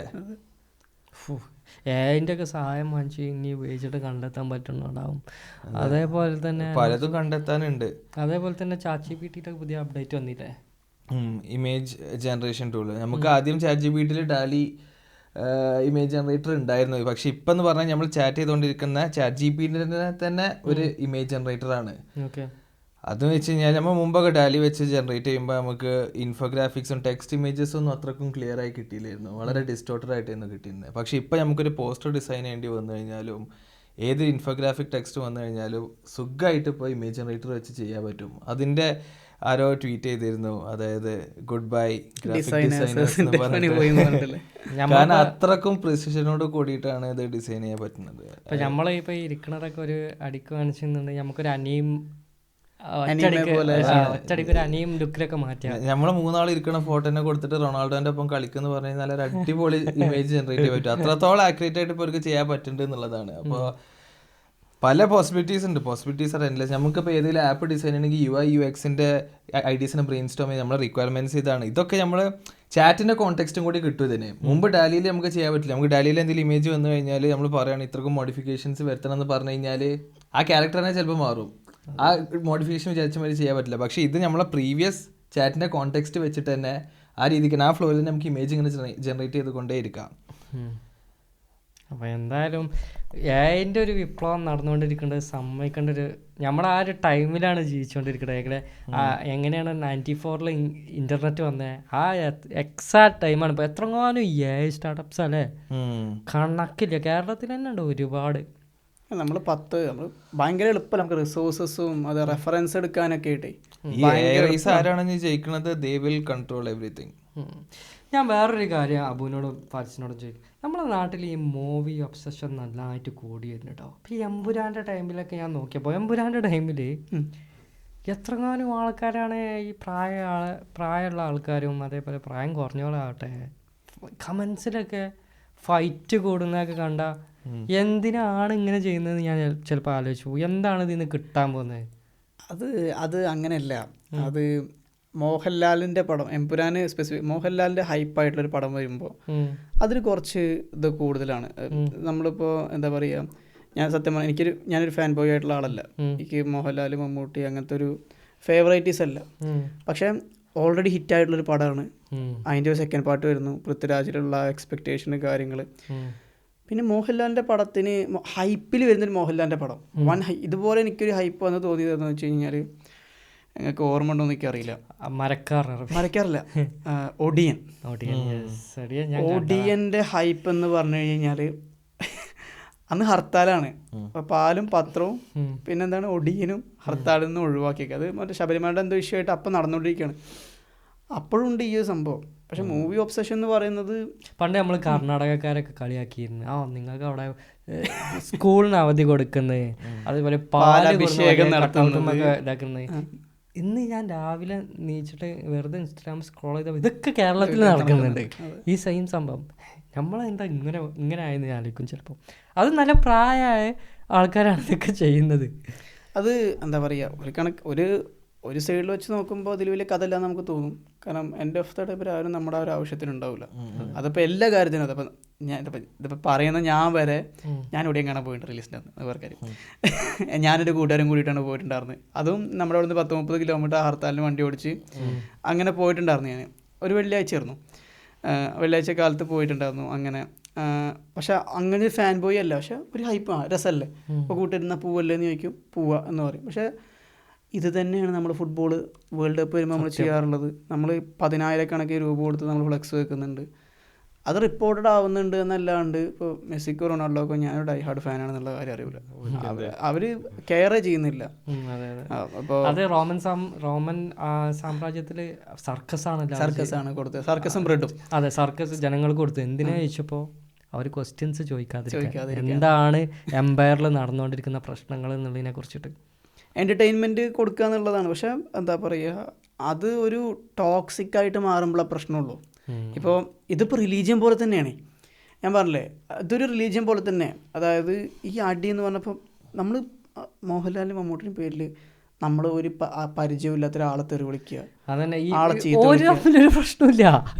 ഒരു തമ്മിൽ എന്താ ബീഫ് ഉണ്ടോ? ഇല്ല, ഒരു പ്രശ്നമില്ല. പക്ഷെ ആ ഒരു അതൊക്കെ നമ്മൾ അപ്പോഴൊക്കെയാണ് നമ്മൾ നമ്മുടെ 100% ലിറ്ററസി എന്ന് പറയുന്ന സാധനത്തെ കുറിച്ച് ചിന്തിക്കുന്നുണ്ട്. അതാണ് ഞാൻ പറഞ്ഞത്. വേറൊരു കാര്യം, ഇപ്പോൾ എമ്പുരാൻ 100 കോടി അടിക്കുമോ 1000 കോടി അടിക്കുമോ എന്നൊക്കെ കമന്റിൽ ചർച്ച ചെയ്യുന്ന ആൾക്കാരുണ്ട്. എൻ്റെ കൂട്ടുകാരന്മാരൊക്കെ സ്റ്റോറി ഇട്ടിക്കാണ്. അരികോപനൊക്കെ ഇട്ട സ്റ്റോറിക്ക് കണക്കുണ്ടാവില്ല എമ്പുരാൻ എന്തായി എന്നുള്ളതിന്. അപ്പോൾ ഞാൻ ചോദിക്കുന്നത് ചങ്ങായിമാരെ, നിങ്ങൾക്ക് ഈ 1 കോടി 2 കോടി നിങ്ങൾക്ക് ഉണ്ടാക്കണ്ടേ? നിങ്ങൾക്ക് ഇങ്ങനത്തെ വിജയങ്ങൾ വേണ്ടേ? എവിടെയോ കിടക്കുന്ന പൃഥ്വിരാജും മോഹൻലാലും ഉണ്ടാക്കുന്നുണ്ട്, പൈസ ഉണ്ടാക്കുന്നുണ്ട്. നമ്മളൊക്കെ വെച്ചിട്ട് അവർ പൈസ ഉണ്ടാക്കുന്നുണ്ട്. അവർക്ക് അറിയുക പോലും ഇല്ല. They don't even know we exist. അതാണ് കാര്യം. നമ്മളെക്കുറിച്ച് കെയർ ചെയ്യുന്ന പോലും ഇല്ല. നമുക്കും ഇതേപോലെ പൈസ ഉണ്ടാക്കണം എന്നുള്ളൊരു മൈൻഡ് വരണം. നമ്മളുണ്ടാക്കുക, എന്നാൽ നാളെ ആൾക്കാരെ സഹായിക്കാൻ പറ്റും. അല്ല, അവരുടെ ഒപ്പം ഇരിക്കാൻ പറ്റണം. അതായത് ഇത്രയും ഇതായിട്ടുള്ള ആൾക്കാരുടെ ഒപ്പം നമ്മളും പോയി ഇരിക്കാൻ പറ്റണം എന്നുള്ളതാണ്. നല്ലൊരു ആർട്ടാണെന്നുണ്ടെങ്കിൽ നമ്മൾ ഓഫ് കോഴ്സ് നമ്മളതിനെ വിജയിപ്പിക്കണം. കാരണം ഒരു ഇൻഡസ്ട്രി എന്ന് പറയുന്ന സാധനം ആകുമ്പോൾ ഒരുപാട് ആൾക്കാർ റിവോൾവ് ചെയ്യുന്നുണ്ട്, അങ്ങനത്തെ കാര്യങ്ങളൊക്കെ ഉണ്ട്. ഇത്രയും എക്സ്പെൻസ്, അതായത് ഇത്രയും എക്സ്പെൻസ് ആണെങ്കിൽ നല്ലൊരു പടമാണെന്നുണ്ടെങ്കിൽ ഓബ്വിയസ്ലി അതിനെ വിജയിപ്പിച്ചെടുക്കണം. കാരണം നമ്മൾ ഒരുപാട് നമ്മൾ OTT വന്നിട്ട് ഇപ്പോൾ പൊന്മാൻ പടമൊക്കെ അത്ര ഭയങ്കര ഹിറ്റായിട്ടില്ല എന്നാണ് ഞാൻ മനസ്സിലാക്കിയിട്ടുള്ളത്. കാരണം നമ്മൾ ഇവിടെയാണല്ലോ, നമുക്കിതിനെ പറ്റിയിട്ടുള്ള അപ്ഡേറ്റ്സ് അങ്ങനെ കിട്ടുന്നില്ല. പക്ഷെ ആ OTT വന്നപ്പോൾ ഭയങ്കര ഇത് കിട്ടിയൊരു പടം, ബേസിൻ്റെ പെർഫോമൻസിനൊക്കെ അന്യായ ഇത് കിട്ടിയൊരു പടം. അപ്പോൾ അങ്ങനത്തെ പടങ്ങൾ ആൾക്കാർ പോയി കാണണം, വിജയിപ്പിക്കണം എന്നൊക്കെ തന്നെ ഞാൻ. കാരണം അതൊരു ഒബ്സഷൻ അത് മാറ്റണം. അതായത് ഒരു പരിചയമില്ലാത്ത ഒരാളെ പോയിട്ട് തെറി വിളിക്കുക. ആ ലൈഫിന് നമുക്ക് ഒരു പേർപ്പസും ഇല്ലാതെ വെറും ഇതിന്റെ പിന്നാലെ മാത്രം പോയി നമ്മളൊന്നും ചെയ്യാതാകുമ്പോഴാണ് പ്രശ്നം. നമ്മളെന്തെങ്കിലും കാര്യങ്ങളൊക്കെ ചെയ്ത് നമുക്ക് എന്തെങ്കിലും ഒരു പേർപ്പസ് ഉണ്ടായി കാര്യങ്ങളിൽ ഫോക്കസ് കഴിയുമ്പോൾ ഒരു എന്റർടൈൻമെന്റ് ആയിട്ട് ഇത് കാണുക. പക്ഷെ ഇത് മാത്രമായി മുന്നോട്ട് പോകുമ്പോഴാണ് പ്രശ്നമാണത്. അതാണ് ഞാൻ പറഞ്ഞത്. അദ്ദേഹം ഒരു ആക്ടറാണ്, മമ്മൂട്ടി ഒരു ആക്ടറാണ്, മോഹൻലാൽ ഒരു ആക്ടറാണ്. ആ ഒരു ഇതില് നമ്മൾ ഒരു ഏട്ടെന്ന് വിളിക്കുന്നു, നമ്മളൊരു ഇക്കാന്നൊക്കെ വിളിക്കുന്നു. അത് നമ്മളവരെ പുള്ളിയുടെ മറ്റേ കഥ പറയുമ്പോൾ സിനിമയിൽ പറയുന്ന പോലെ എനിക്ക് ഡയറക്ടേഴ്സ് തന്നിട്ടുള്ള ക്യാരക്ടേഴ്സിനെ നിങ്ങൾ ഇഷ്ടപ്പെടുന്നൊക്കെ മമ്മൂട്ടിയെ മറ്റേ പടത്തിൽ പറയുന്നുണ്ടല്ലോ കഥ പറയുമ്പോൾ. അതേപോലെ എന്താ പറയുക, നമ്മൾ ഒരു ഡയറ്റി ആയിട്ട് അവരെ കാണാതിരിക്കുക എന്നുള്ളതാണ്. അതെ, അവർ ഈ കമന്റിലൊക്കെ തല്ലുവിടുന്നവരൊക്കെ ആദ്യം അറിയേണ്ടത് നിങ്ങളൊക്കെ ഉണ്ടെന്ന് പോലും അവർക്ക് അറിയുന്നുണ്ടാവില്ല. അതെ, കമന്റിൽ തല്ലുവിടുന്നതിന് മുമ്പ്. അതേപോലെ 100 കോടിക്കും 200 കോടിക്കൊക്കെ ആവോ, 100 കോടി അടിക്കോ 200 കോടി അടിക്കോ എന്നുള്ളതിൻ്റെ മുമ്പ് നിങ്ങളൊന്നും ചിന്തിക്കുക, എന്ന് എനിക്ക് 100 കോടി അടിക്കാൻ പറ്റും, എന്ന് എനിക്ക് 1 കോടിയെങ്കിലും അടിക്കാൻ പറ്റും, അത് ചിന്തിക്കുക. അതേപോലെ നിങ്ങളെ കൂട്ടുകാരൊക്കെ ഉണ്ടാവും ഒരുപാട് ബിസിനസ് റൺ ചെയ്യുന്ന ആൾക്കാർ. അവരെ ഇൻസ്റ്റാഗ്രാമിൻ്റെ പോസ്റ്റൊക്കെ എടുത്ത് കാണും, ഒന്ന് സ്റ്റോറിയിലിട്ട് സപ്പോർട്ട് ചെയ്യും. എന്നാൽ നാളെ പുറത്തുനിന്ന് എവിടുന്നേലും കണ്ടിട്ടുണ്ടെങ്കിൽ എടാ ഒന്ന് വിളിച്ച് കണ്ട ഒരു കൈ തരാൻ അവരുണ്ടാവും. ഈ മോഹൻലാലിനും മമ്മൂട്ടിക്കൊന്നും അറിയുന്ന പോലും ഉണ്ടാവില്ല, അല്ലെങ്കിൽ നിങ്ങളൊക്കെ എക്സിസ്റ്റ് ചെയ്യുന്നുണ്ട് പോലും. അപ്പോൾ അതാണ് ഇതിൽ പറയാനുള്ളൊരു കാര്യം. ഫാരിസ, നീ വേറെ എന്തെങ്കിലും ഉണ്ടോ? അപ്പോൾ നമ്മൾ വിട്ട കാര്യം എന്തെങ്കിലും? നമ്മൾ ആ ഒരു കാര്യത്തിനെ കുറച്ച് സ്ട്രെസ് ചെയ്യേണ്ടത്. മറ്റേ ഓൺലൈനിൽ കൂടെ ഇൻസ്റ്റാഗ്രാമിൽ കൂടെ ഉള്ള ആ ഒരു സംഭവം, അത് നമ്മൾ നല്ലോണം കെയർ ചെയ്യണം എന്നുള്ളതാണ്. കാരണം ഇപ്പോൾ AI നമ്മൾ സാധ്യതകളെ പറ്റി പറഞ്ഞു, ഇമേജ് ക്രിയേഷനെ പറ്റി പറഞ്ഞു. അത് ഇനി ഏത് ലെവലിലേക്കാണ് പോകാമെന്ന് പറയാൻ പറ്റില്ല. അപ്പോൾ നിങ്ങളുടെ ഫാമിലിത്തെ ആൾക്കാരുടെ ഫോട്ടോസ് ഇടുന്ന സമയത്ത് ശ്രദ്ധിക്കുക, നിങ്ങൾ ആരെങ്കിലും ഒപ്പം പോകുമ്പോൾ ശ്രദ്ധിക്കുക. അതെ, അത് ട്രസ്റ്റ് പോലെ. ഇപ്പോൾ നമ്മുടെ ആ സിനിമയിലുള്ള പണി എന്ന് പറഞ്ഞ പടത്തിൽ അതിൽ ആ പടത്തിൽ വയലൻസ് ഉണ്ട്, പക്ഷേ ആ ഒരു സിനിമയിൽ ഇതുണ്ട്. കണ്ടിട്ട് 2 ആഴ്ച മറ്റോ ആയിട്ടുള്ളൂ എന്നും പറഞ്ഞിട്ടുള്ള ആ ഒരു ഇതുണ്ടല്ലോ, ആ ഒരു പെൺകുട്ടി അവനായിട്ടുള്ളൊരു റിലേഷൻ ഉണ്ടാവുന്നു. അപ്പോൾ നിങ്ങൾ എത്രയായിട്ട് പരിചയപ്പെട്ടെന്ന് ഈ ചോദിക്കുമ്പോൾ പണി കാണുന്ന സിനിമ കണ്ടപ്പോൾ എനിക്ക് എന്താ അപ്പം അതിന് അതിലെ നടനും പ്രശ്നക്കാരൻ, വില്ലനും പ്രശ്നക്കാരൻ, ആകെ കൂടെ എനിക്കൊരു വേണ്ടെന്നില്ലാന്നായി സിനിമ. എന്നാൽ അത് കണ്ടിരിക്കാൻ പറ്റും, പക്ഷേ അങ്ങനെ ഒരു സിനിമ കാണേണ്ടിന്നില്ലാന്നായി. അങ്ങനെ ഒരു നെഗറ്റീവ് ഒരുപാട് ആൾക്കാരുടെ മറ്റേ നമ്മളൊക്കെ എക്സ്പീരിയൻസിൻ്റെ ലെവലിൽ വ്യത്യാസം. അപ്പം അത് അനക്ക് ഇഷ്ടപ്പെട്ടുണ്ടാവില്ല, മറ്റൊക്കെ ഇഷ്ടപ്പെട്ടുണ്ടാവും. ചിലപ്പോൾ ഇനിയിപ്പോൾ ഇത് പറഞ്ഞിട്ട് വ്യൂവിൽ അത് കുറച്ച് വേറെ ഇതായിരിക്കും. എനിക്ക് അങ്ങനെ തോന്നി. അത് അതിൽ അങ്ങനെ നമ്മൾ പെട്ടെന്ന് പരിചയപ്പെട്ട ഉടനെ ഒരാൾ നിങ്ങളായിട്ട് നിങ്ങളൊരു ഫിസിക്കൽ റിലേഷനാണ് ആഗ്രഹിക്കുന്നതെന്നുണ്ടെങ്കിൽ ഒരിക്കലും അതിന് നിൽക്കാതിരിക്കുക. അത് റെഡ് ഫ്ലാഗ് ആയിട്ട് കാണുക. കാരണം അങ്ങനത്തെ ഒരു കാലഘട്ടത്തിലാണ് ജീവിക്കുന്നത്. ഓഫ്കോഴ്സ് നിങ്ങളുടെ ബോഡിയാണ്, ഓഫ്കോഴ്സ് നിങ്ങളുടെ ചോയ്സാണ്. 18 വയസ്സ് കഴിഞ്ഞ് നമുക്ക് എന്ത് ചെയ്യാനുള്ള ചോയ്സ് നമ്മുടെ രാജ്യം നമുക്ക് അനുവദിച്ച് തരുന്നുണ്ട്. ലോകത്തെ എല്ലാ രാജ്യം അനുവദിച്ച് കൊടുക്കുന്നുണ്ടെന്നാണ് എൻ്റെ ഞാൻ മനസ്സിലാക്കിയിട്ടുള്ളത്, കുറച്ച് ഓർത്തഡോക്സ് ആയിട്ടുള്ള രാജ്യങ്ങൾ ഒഴിച്ച്. പക്ഷേ നാളെ ഒരു മീം മെറ്റീരിയലായിട്ട് നിങ്ങൾ മാറണോ വേണ്ടേന്നുള്ളത് കണ്ണി കണ്ട പേജസിൽ ആൾക്കാർ ഈ ലിങ്ക് വന്നിട്ടുണ്ട്, ലിങ്ക് ഇൻ ബയോ എന്ന് പറഞ്ഞിട്ട് നിങ്ങളുടെ പിക്ചർ ഇടേണ്ട ഒരു സിറ്റുവേഷൻ വരരുത് എന്നുള്ള ആ ഒരു ബോധം. കാരണം അത് നിങ്ങളെ മാത്രമല്ല വേദനിപ്പിക്കുക, കുടുംബക്കാരെയും കൂട്ടുകാരെയും എല്ലാവരെയും പാരൻസിനൊക്കെ വരുന്നുണ്ട്. അപ്പോൾ അബു നാട്ടിലെവിടെ? ഞാൻ തൃശ്ശൂർ ചെറുതുരുത്തി എന്ന് പറയും. ഇവിടെ എന്തിലാണ് വർക്ക് ചെയ്ത്? ഞാനിവിടെ ഒരു ഫാർമസ്യൂട്ടിക്കൽ കമ്പനിയിൽ ടാക്സ് പ്രോസസ് മാനേജറായിട്ടൊക്കെ വർക്ക്. ഓക്കെ. ഇവയിലല്ലേ? അല്ല, ഇവയൊക്കെ വിട്ടു. ഓക്കെ. ഇപ്പോൾ GSK എന്ന് പറയും. ഓക്കെ. അപ്പോൾ Abu, thanks for joining with us. അപ്പോൾ നമുക്ക് വേറൊരു എപ്പിസോഡിൽ വീണ്ടും കാണാം.